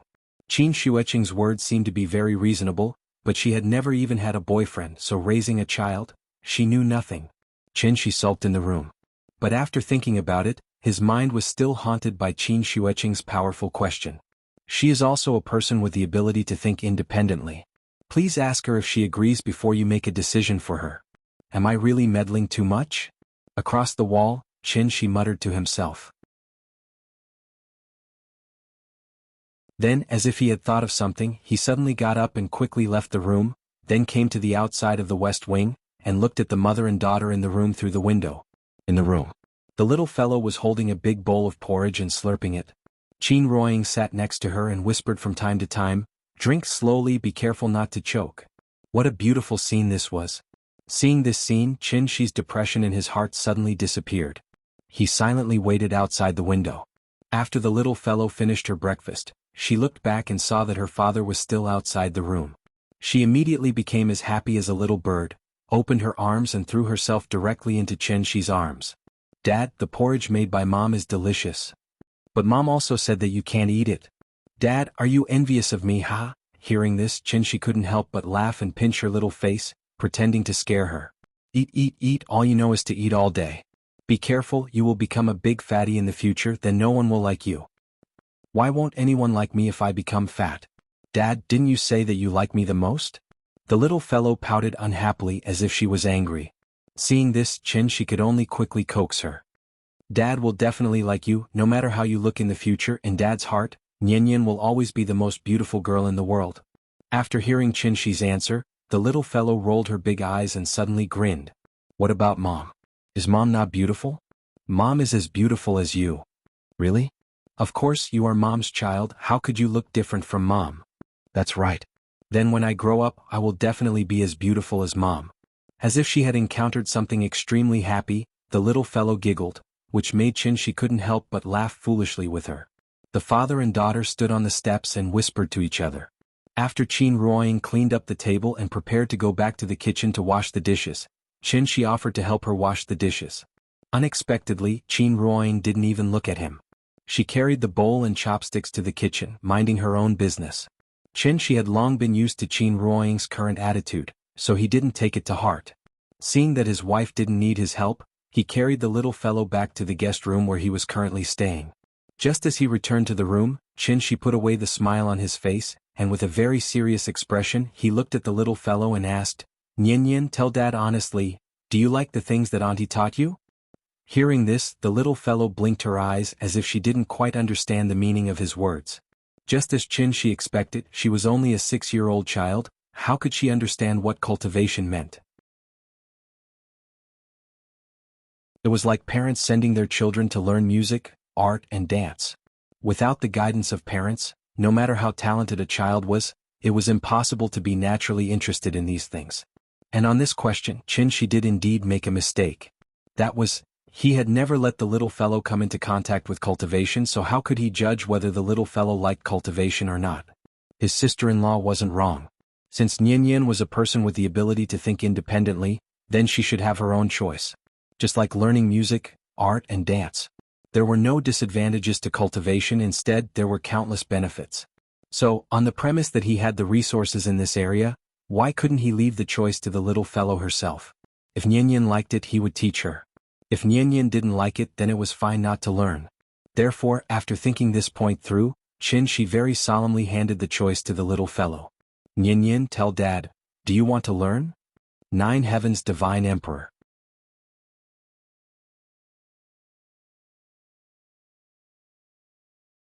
Chapter 482. Do you want to learn? The little fellow was not used to Chen-Shi being so serious. Therefore, while she was thinking hard about the true meaning of this sentence, she couldn't help but put her thumb in her mouth. While sucking on her finger, she tilted her head and seriously thought about her father's words. You're not allowed to eat your finger. Chen-Shi saw the little fellow's hesitation. Therefore, he gently removed the little fellow's finger from her mouth and hugged her in his arms. Then, using a very gentle tone, he asked again, don't be afraid, just tell Daddy if you want to learn or not. If you want to learn, Daddy will teach you. I promise I'll teach you better than Auntie. After hearing Chen-Shi's words, the little fellow finally reacted.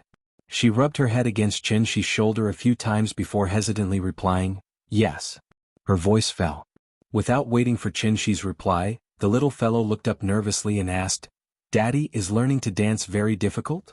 There are many children in our class learning to dance. They say learning to dance is very, very tiring and very painful. I'm not afraid of being tired. But I'm afraid of pain. The little fellow's voice became softer and softer until it was almost inaudible like a mosquito. At this moment, Chen-Shi finally understood her thoughts. After all this time, the child actually understood learning martial arts as learning to dance? Chen-Shi did not know whether to laugh or cry. Looking at the little fellow's reluctant look, Chen-Shi could not help but smile and rub her little head. Then he carried her to the bed and said to her with a serious face, Nian, you have to know. No matter what you learn before you learn it, it will be a very difficult and tiring process. So before you choose to learn, you have to make up your mind and confirm if you can really endure this hardship. If you feel tired and tiring halfway through learning or even unwilling to learn anymore, then no matter if you learn to dance, learn to draw, or learn anything else, you are destined to achieve nothing. So you must remember what I said to you today. There is only one way to fail, and that is to give up halfway. Once you've made your choice, you have to persevere no matter how hard it is. Do you understand? Shi tried his best to speak slowly so that the little fellow could hear every word he said.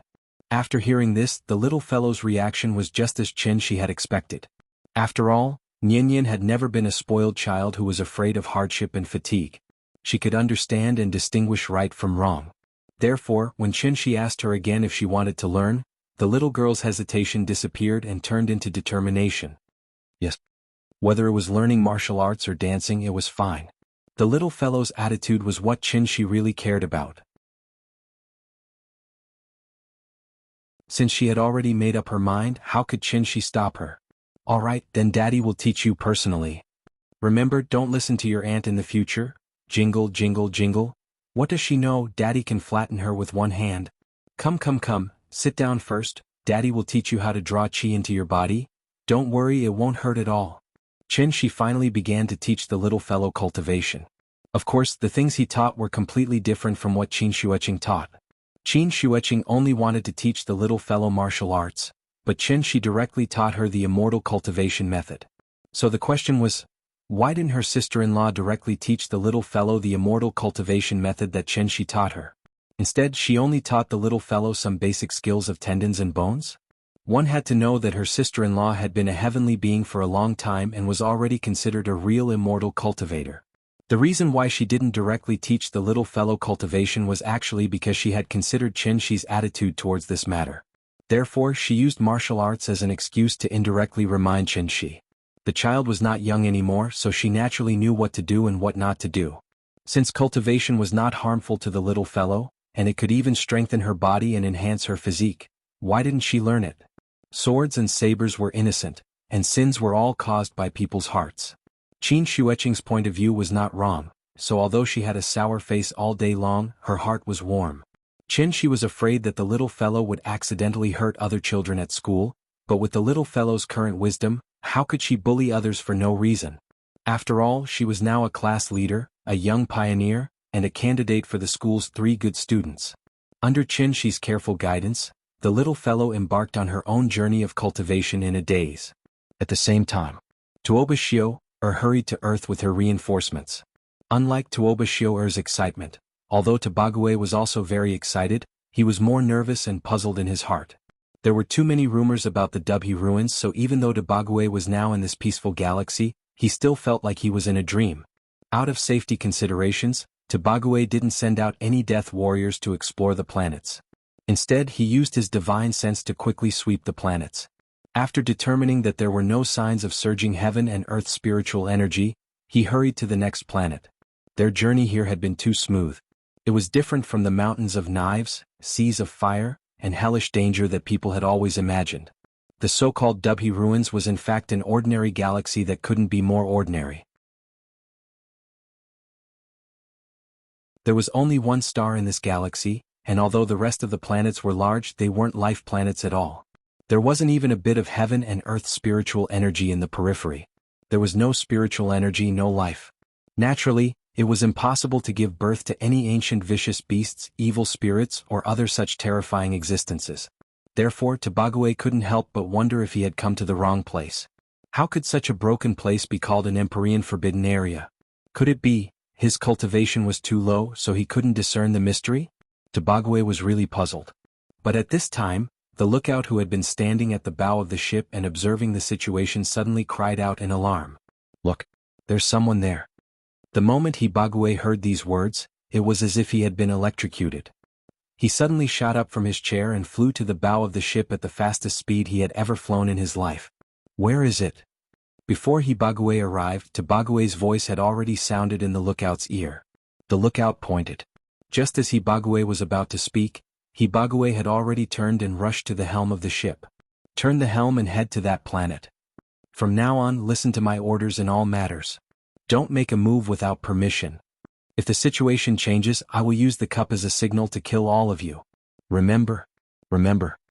As Tobague issued a series of orders, The incomparably huge star Cha also turned around and flew towards the seemingly small moon. Come. Wonderful book house.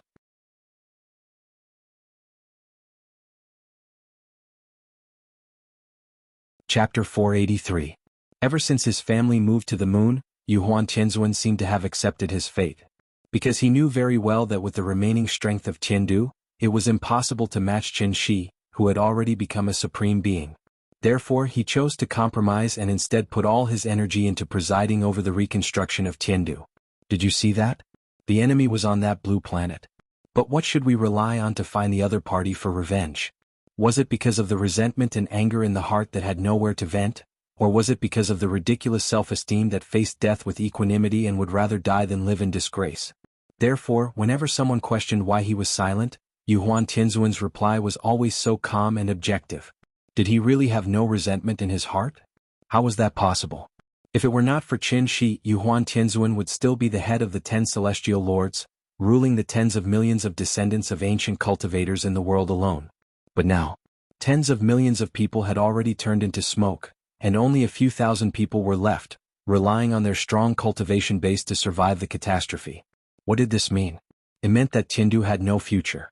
Could it be possible to rebuild a complete Tiandu with only the remaining celestial lords, divine generals and celestial lords? What a joke. Therefore, Yuhuan Tianzuan's greatest wish now was not to kill Qin Shi, but to be able to see Tiandu blossom in its former glory in his lifetime. In order to achieve this goal, Yuhuan Tianzuan lowered his always high head to Qin Shi.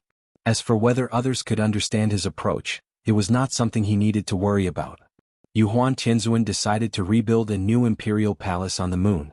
There was no dragon head peak here, so he chose the highest mountain on the far side of the moon, and the materials were all taken from the ruins of Saturn's ring, which could be considered as making good use of waste. On this day, as usual, Yuhuan Tianzuan stood on the top of the mountain, silently examining the ugly new home in front of him. All of a sudden he sensed a strong spiritual qi fluctuation above his head. Yuhuan Tianzuan subconsciously thought that it was Qin Shi again, so his face was immediately covered with a layer of frost. However, what Yuhuan Tianzuan didn't expect was, he raised his head, but what he saw was not Qin Shi's detestable smile, but a strange ship with a strange appearance and an incomparably large size. The ship was as big as a ship on the sea. At the same time that Yuhuan Tianzuan discovered the ship, the people on the ship seemed to have discovered him as well. Thus, the huge ship sped towards his location. In the blink of an eye, the giant ship landed about 500 meters away from the surface of the moon. And this distance of 500 meters just happened to be the edge of Qin Shi's seal. The people on the boat seemed to know that there was a seal here. As soon as the ship stopped, a figure flew out from it. The person who came was Tobagwe. Tobagwe's cultivation was only at Yuanying, so as he got closer and closer to the moon, his mood became more and more nervous. Because he saw the Star Lords and Divine Generals who were busy on the ground, and he also felt an incomparably strong true essence fluctuation from these people. These people in front of him were all existences above golden core. And looking at their busy posture, it seemed that they were doing some of the lowest level of manual labor. Using golden core Yuanying as manual labor? After seeing this scene, Tobagwe was really frightened. The cultivation of this person in front of me is unfathomable. I can't feel a trace of true essence fluctuation from him, and looking at this person's expression and posture, it seems that he is supervising the work of these people? Could it be, this person is the master of the Dubhe ruins? In the blink of an eye, countless thoughts flashed through Tobagwe's mind. He saw Yuhuan Tianzuan, and Yuhuan Tianzuan also saw him. This was the gaze of an Empyrean. At that moment, Tobagwe felt a pressure like a falling stone smashing into his heart. So he immediately cupped his fists towards Yuhuan Tianzuan and bowed. Then he said in a clear voice, "Junior Tobagwe greets Senior." Yuhuan Tianzuan didn't answer. He was like an aloof emperor. After sizing up Tobagwe, he looked at the giant ship to the side. Seeing Yuhuan Tianzuan not speak, Tobagwe thought that his trespassing on the Dubhe ruins had angered him. Therefore, after a moment of hesitation, he immediately added, "I have long heard of the Dubhe ruins' reputation. Today I trespassed on this precious land for a reason. I hope Senior won't blame me." Tobagwe lowered his posture to a very low level. Even so, Yuhuan Tianzuan still didn't respond. Tobagwe thought that Yuhuan Tianzuan was deliberately putting on airs for him to see. So he bowed his head towards Yuhuan Tianzuan again and said, A few days ago, Junior's two unworthy nephews trespassed on this precious land because they were young and ignorant. Now that there is no news of them, my family is a little worried. After several discussions, my family's elders sent Junior to look for traces of them. My children are young and ignorant. If they have disturbed you, I hope Senior won't blame them. Here, Tobague, I apologize to Senior on their behalf. As Lin Ming's voice fell, Tobague still maintained his bowing posture. He seemed to be waiting for Yuhuan Tianzuan's reply. In truth, this was also a kind of probe. He was probing Yuhuan Tianzuan's attitude towards these intruders so that Tobague could think of a way to deal with them. From beginning to end, Yuhuan Tianzuan didn't respond. Even the expression on his face didn't change. In fact, it wasn't that Yuhuan Tianzuan was deliberately putting on airs to give Tobague a show of strength. The reason he didn't respond was because Yuhuan Tianzuan didn't understand Tobague's words at all. Tobague's accent was somewhat similar to ancient Chinese. It gave off a strange feeling. Yuhuan Tianzuan remained calm on the surface, but the truth was that he was seriously deducing in his mind. It wasn't until he truly understood Tobague's words that Yuhuan Tianzuan finally opened his mouth and spoke. Where did you come from? Reporting to Senior, this Junior comes from the Supreme Palace Enclosure. The Bague family. Supreme Palace Enclosure? What is that place? As Yuhuan Tianzuan spoke, he flew up into the sky. He seemed to be very interested in Tobague, so he went straight to the top of the seal, almost at the same level as Tobague. Tobague didn't know the secret, so he immediately bowed and said, reporting to Senior, the Supreme Palace Enclosure is just outside the Tianshu ruins. If Xingxia flies at full speed, it will only take 2 days to reach it. Is that so? Yuhuan Tianzuan nodded calmly, as if he wasn't very interested in Tobague's answer. Immediately afterward, he suddenly pointed to the giant ship not far away and slowly asked, is this the Xingxia you speak of? Hearing this, Tobague subconsciously looked in the direction that Emperor Yuhuan was pointing at, and then quickly replied, that's right. Before Tobague's voice fell, he suddenly felt an incomparably massive amount of true essence rush towards him from behind. It turned out that Yuhuan Tianzuan actually took advantage of the moment he turned around and directly launched an attack at him.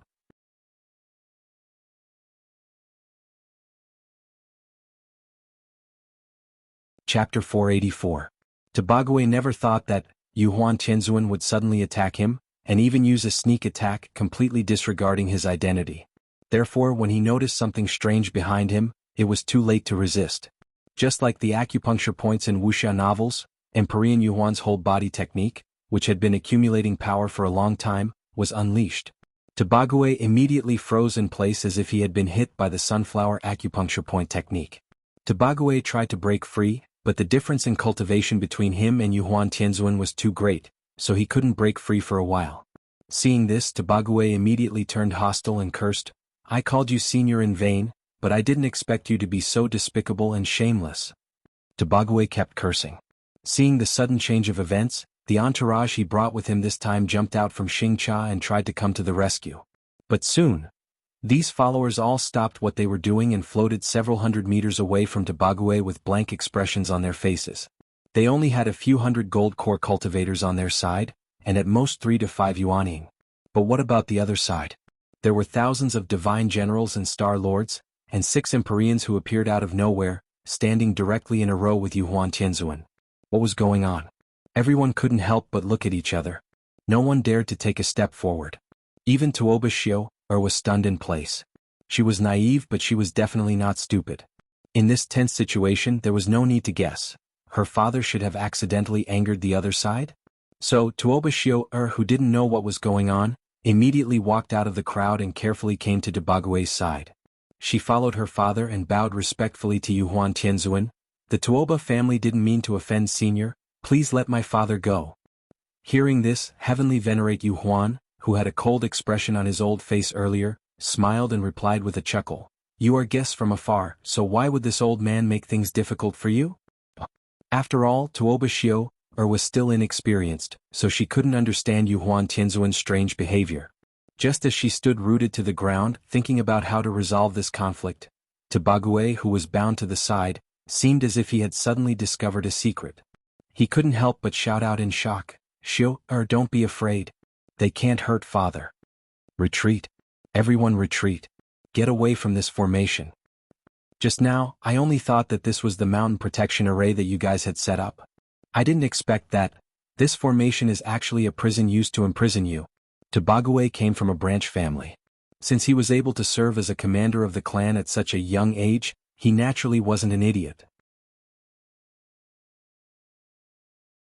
Just like how Yuhuan Tianzuan had been observing him, he had also been observing Yuhuan Tianzuan. Tobague always felt that something was wrong. It wasn't until Yuhuan Tianzuan made a move and the divine generals and star lords leapt out from below, but not a single one of them managed to pass through the array formation, that Tobague finally regained his composure. The truth was similar to what he had guessed. How was this a mountain protection array? It was simply an entrapment array that only allowed people to enter and not leave. When Qin Shi had laid down the array formation, he hadn't used any special magic treasures or flags. Thus, the strength of this array formation wasn't very high. It was also because of this that Tobague had mistakenly thought that this was a mountain protection array. Otherwise, with Heaven Capital's current strength, it wasn't impossible for them to escape from it. But this place was so close to Earth. If they really tried to break the array formation, they would inevitably alarm Qin Shi, the one who had laid down the array formation. Before they could succeed in breaking the array formation, the great Demon King would have already descended to the moon to deal with them. And the reason that Emperor Yuhuan was able to capture Tobague through the great array formation was entirely because his cultivation was far higher than Tobague's. Thus, he was able to mobilize the world's heaven and earth spiritual energy to capture Tobague. It was like a tourist playing with a tiger through a fence, and then accidentally having his clothes bitten by the tiger. It looked terrifying, but there wasn't any danger at all. In the worst case, he could just tear his clothes and give them to the tiger. With Tobague's cultivation, Yuhuan Tianzuan could only hold him for an incense stick of time. After an incense stick of time, he would naturally be able to escape. After figuring out the crux of the matter, Tobague completely calmed down. He calmly said, "Senior's cultivation is profound. If you insist on keeping this junior here to chat with you, then it is not impossible. But if you have other requests, then please forgive this junior for not accompanying you." Seeing Tobague put on an appearance like a dead pig that wasn't afraid of boiling water, Emperor Yuhuan didn't feel offended in the slightest. Instead, he chuckled and said, "Since you've already seen through the clues, then this old man will also be blunt. Actually, you don't need to make wild guesses. The reason this old man captured you is only to ask you a few questions. I hope you can answer truthfully." There were many people in Chengdu. Tobague didn't dare to tear apart Yuhuan Tianzuan, lest he cause more trouble. Therefore, after hearing Yuhuan Tianzuan's words, Tobague immediately replied, "Senior, please speak. This junior promises to tell you everything he knows." In fact, Tobague had already made up his mind. No matter what Yuhuan Tianzuan said next, he would never take half a step closer to this great array formation. As long as he could endure until the body lock technique was lifted, he would immediately take his people and leave this damned place. The reason was simple. Even a fierce character like Yuhuan Tianzuan was imprisoned here. Then what kind of terrifying existence was the one who imprisoned him? So even if Tobague was given 10 times the courage, he still wouldn't explore the Dubhe ruins. Tobague honestly waited for Yuhuan Tianzuan to ask his questions. But after waiting for a while, Yuhuan Tianzuan seemed to have finished discussing with the other Empyreans. Then he finally asked his first question. "First question, how is my Tiandu's strength? How is it compared to your Tuoba family?" "Tiandu's strength is valiant, superior to the Tuoba family by 30%. Second question, with Tiandu's strength, what is its position in the Supreme Palace enclosure?" Hearing this, Tobague couldn't help but be stunned. At this point in time, he had also vaguely guessed Heavenly Venerate Yuhuan's objective. Therefore, his originally relaxed state of mind became tense again. It is in the top 3, but if it is compared with Jade Clear Grotto Heaven, Tiandu may be slightly inferior. After hearing this, Yuhuan Tianzuan's face suddenly flashed with a trace of surprise. He probably didn't expect that, with Tiandu's strength, it was actually not the top force in the Supreme Palace enclosure. But this was also good, because only in this way could he be more confident in achieving his goal. So, after Yuhuan Tianzuan was silent for a while, he finally asked his third question.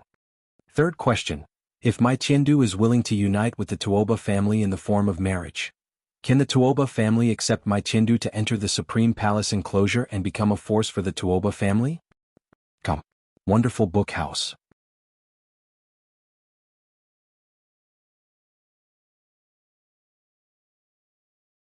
Chapter 485. Enter the Supreme Palace Enclosure?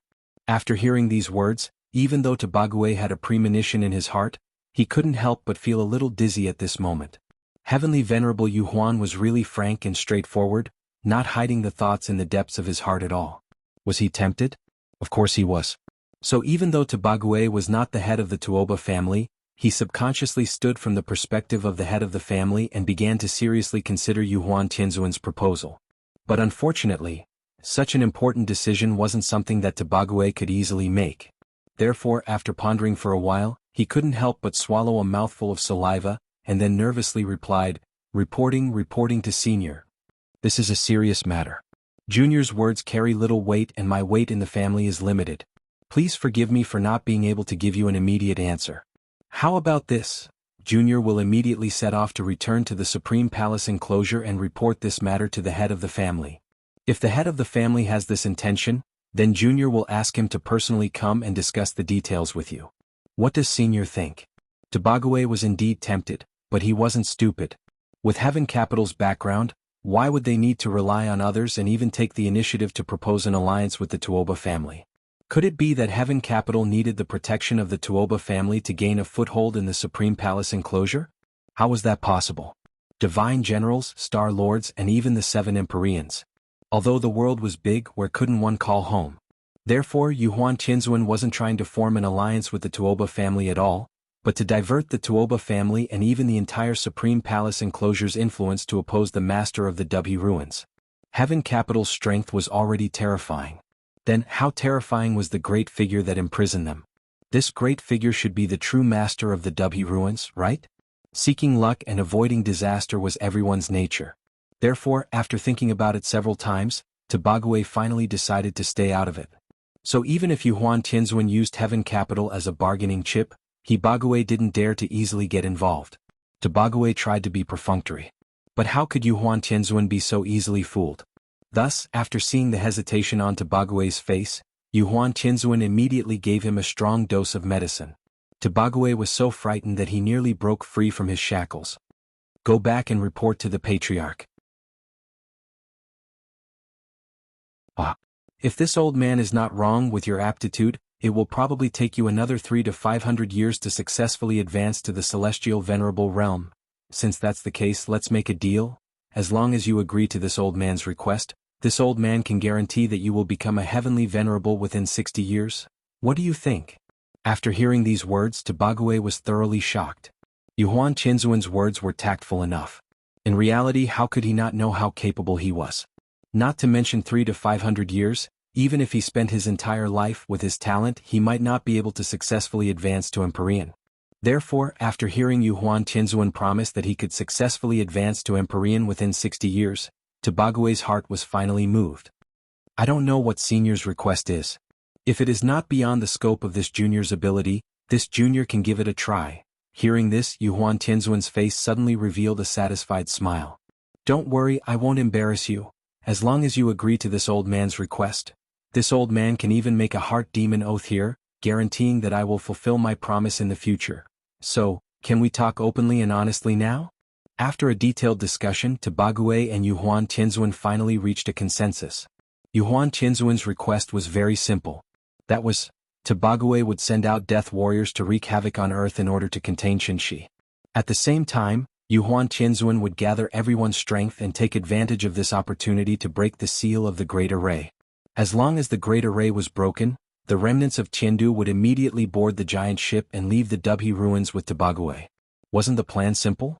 Whether this seemingly simple plan could be carried out smoothly or not, in fact, it would depend on how much Yuhuan Tianzuan knew about Qinshi. Qinshi was indeed a supreme. But he was not an omniscient and omnipotent god. As long as Tabague followed the plan and simultaneously launched a destructive attack on Earth from all directions, then, would Qinshi rush over to stop them from breaking the array as soon as possible? Or would he rush over to deal with those ants that dared to cause trouble in his territory? For Yuhuan Tianzuan, the ancient immortal cultivators represented by Tiandu were obviously the true masters of Earth. Therefore, the Homo evolutus living on Earth were nothing more than ants to him. If it wasn't for Qinshi stopping him in time, causing him to fail in building the Soul Bridge, then Tiandu should have successfully descended to Earth by now. Once Tiandu succeeded in descending, what followed would inevitably be a massacre that would sweep across the globe. Dynasties would change, rivers and mountains would change masters. A new regime would always be built on the corpses of countless people. With Yuhuan Tianzuan's understanding of Qin Shi, he could basically be sure that, once Earth was threatened, Qin Shi would inevitably solve it as soon as possible. Then they could use this opportunity to break the seal and fly freely in the sky. Yuhuan Tianzuan used the entire Tiandu as a bargaining chip and the Empyrean realm as bait. Not only did he satisfy the collective interests of the Tuoba family, but he also satisfied Tobague's personal interests. Then, what reason did Tobague have not to take the risk? Take a gamble and turn a bicycle into a motorcycle. Take a gamble and turn yellow soil into gold. Under Tobague's command, all the death warriors he brought with him were dispatched. In order to ensure the success of the plan, Tobague gave all his magic weapons to these death warriors, hoping that they could delay Qin Shi for a while. Tuoba Xiu didn't know what agreement her father and Yuhuan Tianzuan had reached. However, when she saw those small star carts, each carrying 3 to 5 men of sacrifice, she faintly had a bad premonition in her heart. "Father, what are you doing?" Tuoba Xiu wanted to know the details. But what she didn't expect was, her father, who had always been very gentle to her, seemed to have changed at this moment. Not only did he not answer her question, but he impatiently locked her in the cabin. "Father? What's wrong with you? Let me out." Tuoba Xiu struggled with all her might. But the cabin door had been set up by Tobague, so she couldn't go out at all. Seeing that Tobague didn't respond for a long time, Tuoba Xiu finally gave up this futile struggle. Then, she silently went to a porthole and looked at the blue planet not far away through the porthole. She stared at the planet in a daze. Suddenly, a strong true essence fluctuation that made one's heart palpitate suddenly surged out from the side. Tuoba Xiu quickly looked down and saw a group of people led by Yuhuan Tianzuan floating at the edge of the array, attacking it with all their strength. Their plan, it began.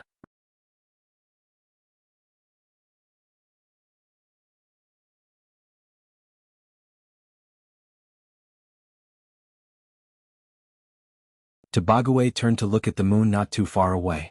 After quickly communicating with Yuhuan Tianzuan through divine sense, he gritted his teeth and transmitted his voice to the other teams in a voice that was close to a roar: "Kill! Kill! Kill! Kill!"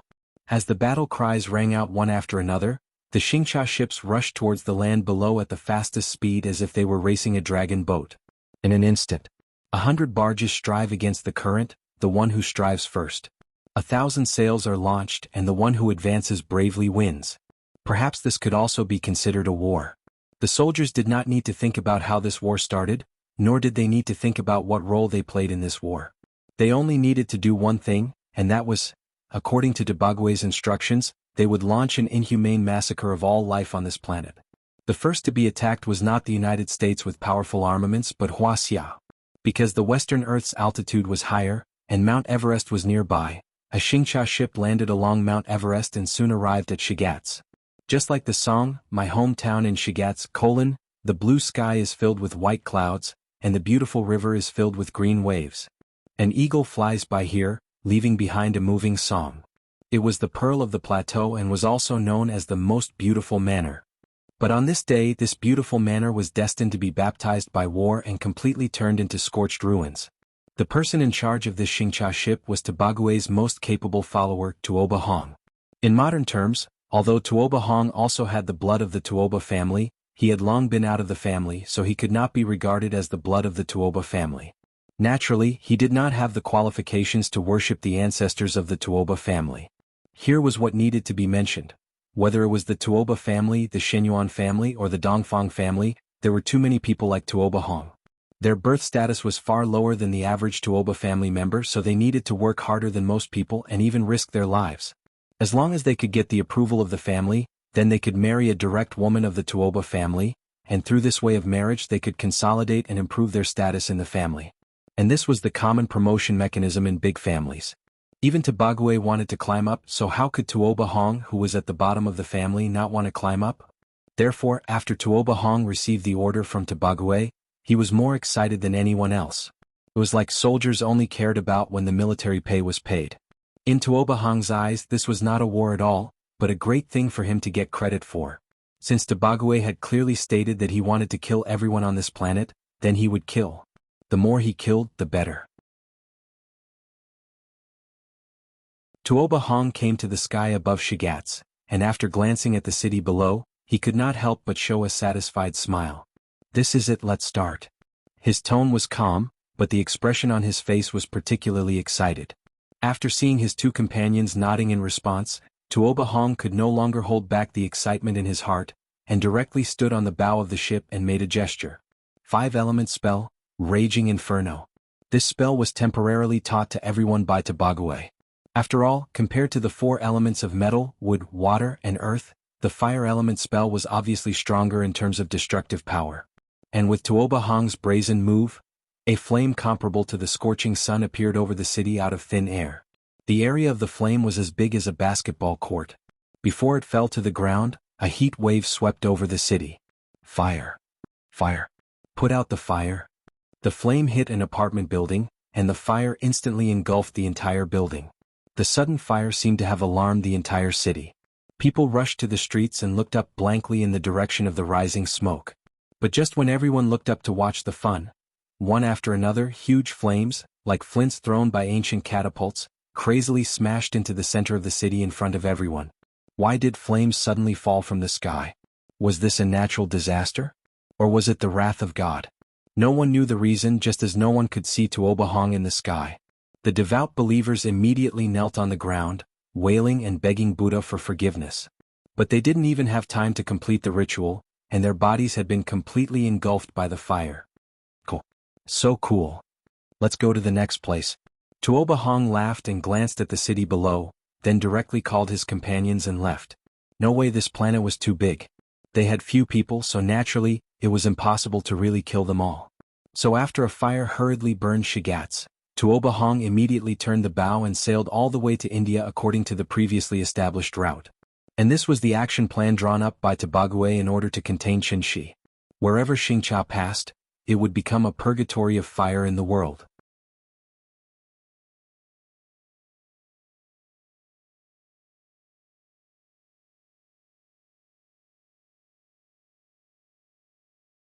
Since the seal had been touched, it meant that Yuhuan Tianzuan was forcefully breaking through the formation, so Qinshi obviously did not take the sudden appearance of the fire in front of him to heart. With a ruthless howl, a long sword formed from true essence appeared out of thin air above the courtyard. Then, like a meteor, the long sword instantly cut through the sky and shot straight towards the ball of flames. Bam! With a muffled sound, the ball of flames completely turned into a cloud of white smoke and dissipated. Fortunately, it was afternoon and the sun was shining brightly in the sky, so not many people noticed the abnormality just now. Nian, wait for me here obediently. Daddy will be right back. Just as Yuhuan Tianzuan had guessed, Qinshi's first reaction was to rush to the moon to settle the score with him. However, as he soared into the sky and spread out his divine sense, Qinshi suddenly discovered there were signs of true essence fluctuations in the air. Qinshi followed these fluctuations all the way and almost instantly came to the front of one of the Xingqiu. Who are you? Why are you making trouble here? After using true essence to forcibly stop the Xingqiu, Qinshi frowned and looked at the 3 people on the ship. Seeing this, the 3 men of sacrifice on the ship did not even bat an eyelid and directly launched the fiercest attack towards him. Courting death. These men of sacrifice were only at the gold core stage. In front of Qinshi they were not even ants. The current situation was urgent. Yuhuan Tianzuan was still breaking the formation, so Qinshi did not have time to play the game of torture with them. So, he directly used a secret method on the 3 people on the ship. Soul snatching. Later, Qinshi finally understood everything. Although these men of sacrifice were brainwashed every once in a while, they still clearly remembered the last order given by Tobagwe, that was, kill. Wherever they go, kill without mercy. Since Qinshi knew the cause and effect, there were only 2 choices in front of him. Either he immediately rushed to the moon and beheaded Tiandu on the spot, or he immediately rushed to all parts of the world to stop the killing of the Tuoba family's men of sacrifice. If he chose the former, then with the lethality of immortal cultivators to ordinary people, it was estimated that before Qinshi succeeded in defeating the 7 Sky Lords, human beings would be declared extinct first. What a vicious plan. What a vicious heart. Yuhuan Tianzuan was determined that he would not leave the earth alone. This was the angriest day in Qinshi's life. On one hand, it was because Yuhuan Tianzuan's behavior really touched his bottom line. On the other hand, it was completely because he was annoyed with his own inaction. Knowing that the 9-star alignment meant the opening of the seal, he did not make any defensive preparations in advance. The reason was very simple. Because Qin Shi had always prided himself as an ordinary person.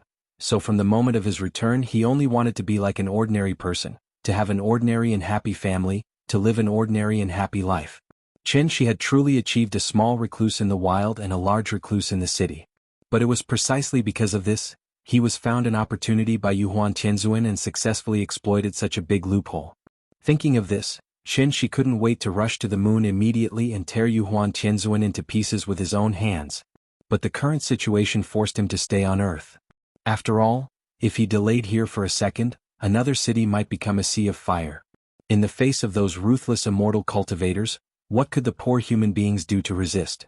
In desperation, Qin Shi had to look up in the direction of the moon, and fiercely gritted his teeth and directly made his heart demon oath.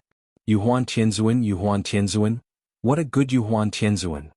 Don't you like to make a heart demon oath? Then I, Qin Shi, will also make a heart demon oath today. If I don't kill you in this life, I swear that I am not human. His mouth contained the heavenly law and his words were law. If there was any disobedience, there would be no hope for the heavenly law in this life.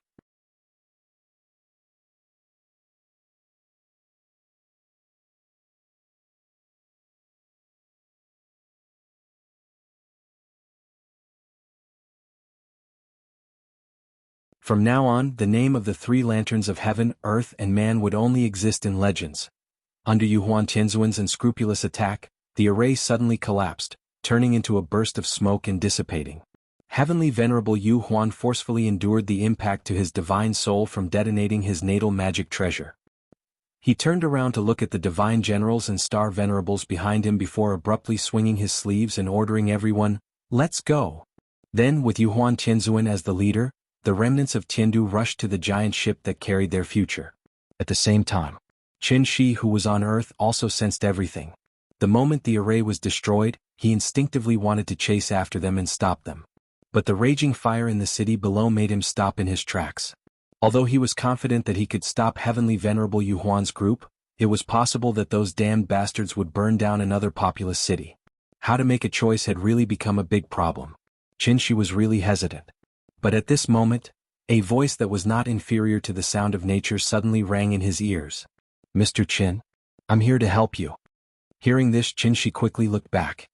He saw that Jiang Yan was hurrying in his direction with 300 divine generals from Daiyu Island.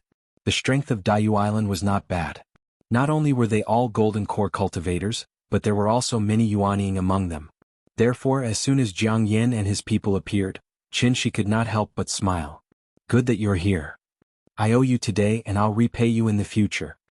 Hearing Qin Shi's words, this cunning old man could not help but laugh. "Sir, you don't have to do this. The divine land gave birth to us. Now that our homeland is in danger, how can we stand by and do nothing?" At this point, Jiang Yan suddenly changed the topic and asked in a probing tone, "Sir, you seem to have something urgent to deal with? Why don't you leave this to us first? Those bastards are just divine generals, why do you need to do it yourself?" "Okay. Then I'll leave this to you. I'll be right back." Before her voice fell, Qin Shi's entire person had already completely turned into a stream of light, instantly disappearing before Jiang Yan's eyes. Seeing this, Jiang Yan could not help but smile faintly. He looked at the sky thoughtfully, then waved his sleeves gently and calmly ordered the people behind him, "Go, hurry up." "Yes."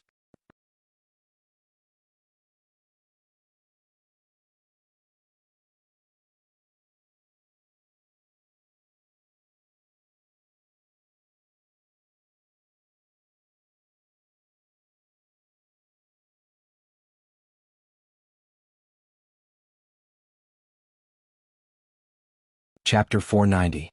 First of all, Xingqia could barely be regarded as a magic weapon. Especially this kind of large Xingqia, it needed the master's blood essence to feed it. After it was completely refined, it could be controlled at will. Therefore, the first thing Qin Shi wanted to kill was not Yuhuan Tianzuan but Tobague. In addition, there was also an analogy here. If Qin Shi was compared to a tiger, then Tiandu's group was naturally a flock of sheep. In terms of individual combat strength, a sheep could never be a tiger's opponent. But if thousands of sheep charged at the same time, even a ferocious tiger would have to obediently retreat to the side. The strength of an individual could never be compared to the strength of a group. Therefore, Qinshi could only use a sneak attack to drag the sheep out of the flock one by one, and then kill them one by one.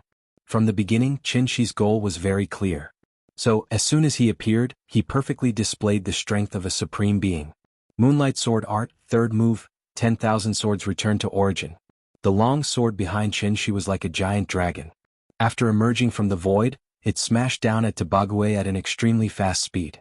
Its speed was fast and its momentum was spectacular. It was like a waterfall that swallowed mountains and rivers. In an instant, it brought a huge suffocating pressure to everyone present. Tobague was in the center of the vortex. His feeling was naturally more profound than others. And it was precisely because of this. As soon as Qinshi appeared, Tobague keenly felt that he was locked on by Qinshi's aura. So, he immediately raised all the vital essence in his body and forcibly propped up a protective aura shield. At the same time, he did not forget to urgently send a voice transmission to Yuhuan Tianzuan, "Venerable, save me." At this moment, Tobague really regretted it. Qinshi did not care about Emperor Yuhuan and instead made a special trip to find trouble with him, a small fry. Wasn't it obvious that he wanted to kill him, then seize control of the Xingcha, and finally slowly kill everyone on the ship? And at this time, if Tobague still didn't know Qinshi's true strength, then he really would be too stupid. Supreme martial artist. This was a living supreme being. He was in big trouble today. In just a flash, tens of thousands of swords smashed into Tobague's protective astral shield. He didn't even have time to react before he spat out a large mouthful of blood from the shockwave of the true chi. Poof! His protective shield shattered with the sound. Tobague's eyes flashed with despair. A mirthless smile suddenly appeared on his face. Just what did he, Tobague, deserve to die under the sovereign sword today? Thinking about it carefully, this seemed to be a kind of honor. Humans would always have some different feelings before they died. Tobague had already mentally prepared himself.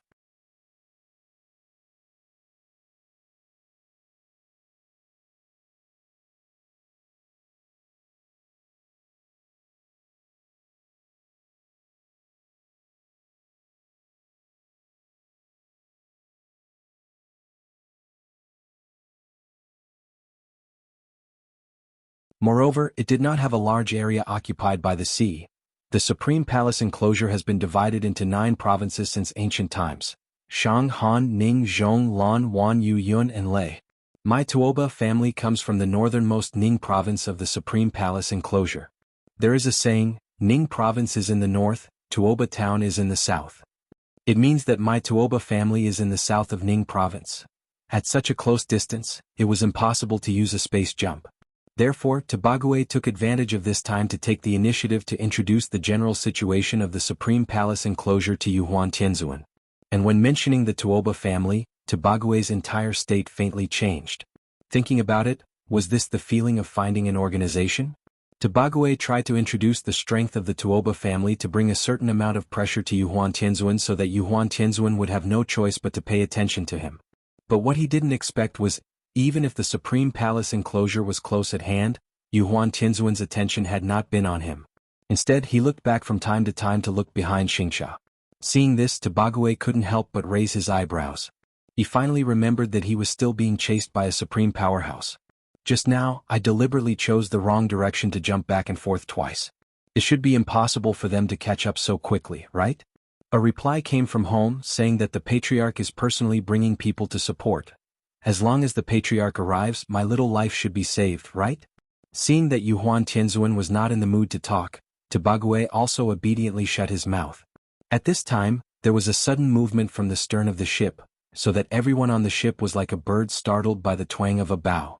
They were so scared that they all put on an attack posture. Kacha.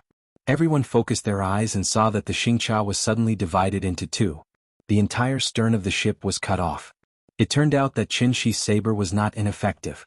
It was just that at that time Xingcha had already reached the critical point of the space jump, so even if Xingcha had been cut in half, she still successfully reached the Supreme Palace enclosure.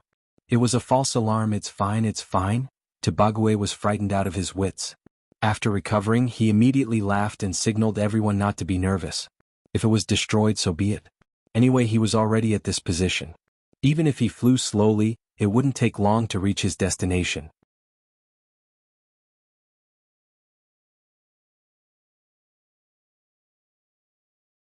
Chapter 492. I'm very puzzled. Why is there more and more rhythm recently? Is it the first day that I started to update every day? If I remember correctly, I've already updated every day for half a year, and there were 4 months in between where I updated every 2 days. Of course, I can understand. Saying that I'm slow is actually a disguised form of urging me to update. Covering face shyly, so I want to thank everyone for their continuous support. Every comment, every monthly vote, every recommendation ticket, every tip you gave me. Actually, I've seen it all and remembered it in my heart. Now, let's talk about the reason for updating every day. My reason is actually very good. Because I want to improve. From the external data, this book seems to be completely dead. But my royalties didn't decrease at all. Because of the channel bonus, if I update one more chapter every day, my monthly income will increase by at least 1 to 20,000. I'm not saying this to show off, but to prove I'm really not writing books for money. I just want to write better. If it's to make money, then from the day this book was published, my word count skyrocketed. My annual income is at least 500,000 if not 1 million. I need to announce the results here. This book's current average order is 11,000, but the high order has reached 60,000. This 60,000 does not only refer to a single chapter, but it refers to the nearly 30 chapters that started to be published. After that, it began to plummet. 50,000, 40,000, 30,000, 20,000, 10,000, and now more than 1,000. It will probably continue to fall. I'm not writing well. But I did write well before I published it. Actually, I'm not very satisfied with the chapters before I published it. Because at that time I made a lot of rookie mistakes, but I'm too lazy to change them. Then here's the question. Why did I write so well in the beginning but the latter part is so bad? The answer is actually very simple. Because this is my first book that exceeds 1 million words. I can say without reservation, for more than a year I've really put in a lot of effort. But my ability is limited.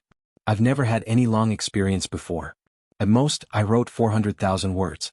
When I published it, it exceeded this number. So, I've been stumbling along the way. Once half a step to become a god. Now it's completely dead. Can you guess how wonderful the journey of my heart is? I don't blame anyone, I don't even blame myself. Because I'm very clear, I really don't have the ability. My first book was published in 2005 at starting point. During this period he kept writing, but he still couldn't reach the standard of signing a contract. It was only when he wrote this book that he seemed to have had an epiphany and suddenly became famous.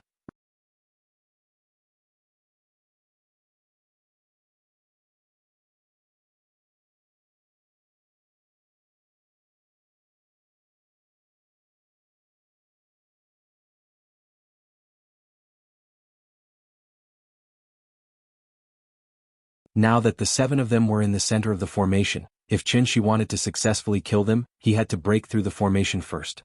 However, the formation connected everyone's lives tightly together. As the saying goes, unity is strength. If Qin was determined to kill them, then he would kill everyone present first. It was just that these silly heavenly generals and star-lords had been betrayed by Yuhuan Tianzuan without realizing it. Instead, they firmly believed that they were fighting for their dignity. It was just like the slogan they chanted, everything was for the prestige of the holy ancestor, everything was for the glory of heaven capital. With the appearance of Qin Shi, the final battle between him and heaven capital finally began. The remaining half of Xingcha was still flying in the universe. The fairy-like supreme palace enclosure was not far ahead. However, this last stretch of distance, it turned this Xingcha into a purgatory on earth.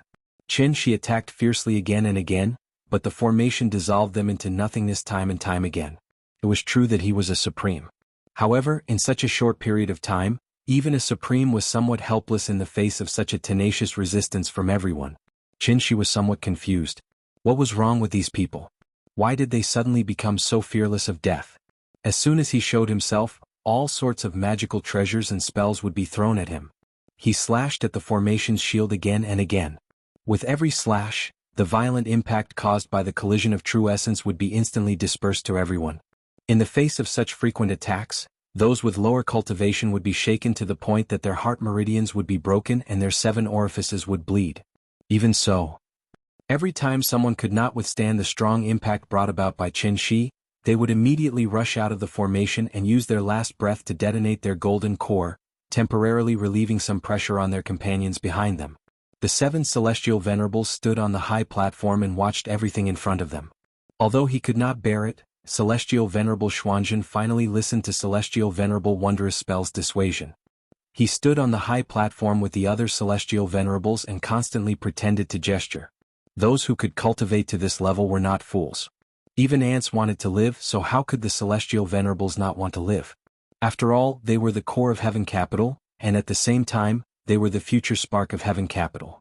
As long as they could force Qin Shi to retreat and successfully enter the Supreme Palace enclosure, then Heaven Capital would usher in a new era. In the process of Xingqiao flying to the Supreme Palace enclosure, the remnants of Heaven Capital fell one after another.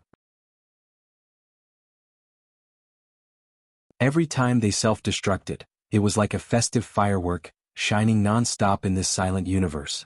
After enduring for 3 breaths, another incense stick of time welcomed. Finally, after nearly half of the people on the ship were gone, a ray of light finally appeared in Yuhuan Tianzuan's eyes. Venerable One, look. That's the Tuoba family's flag. We're saved.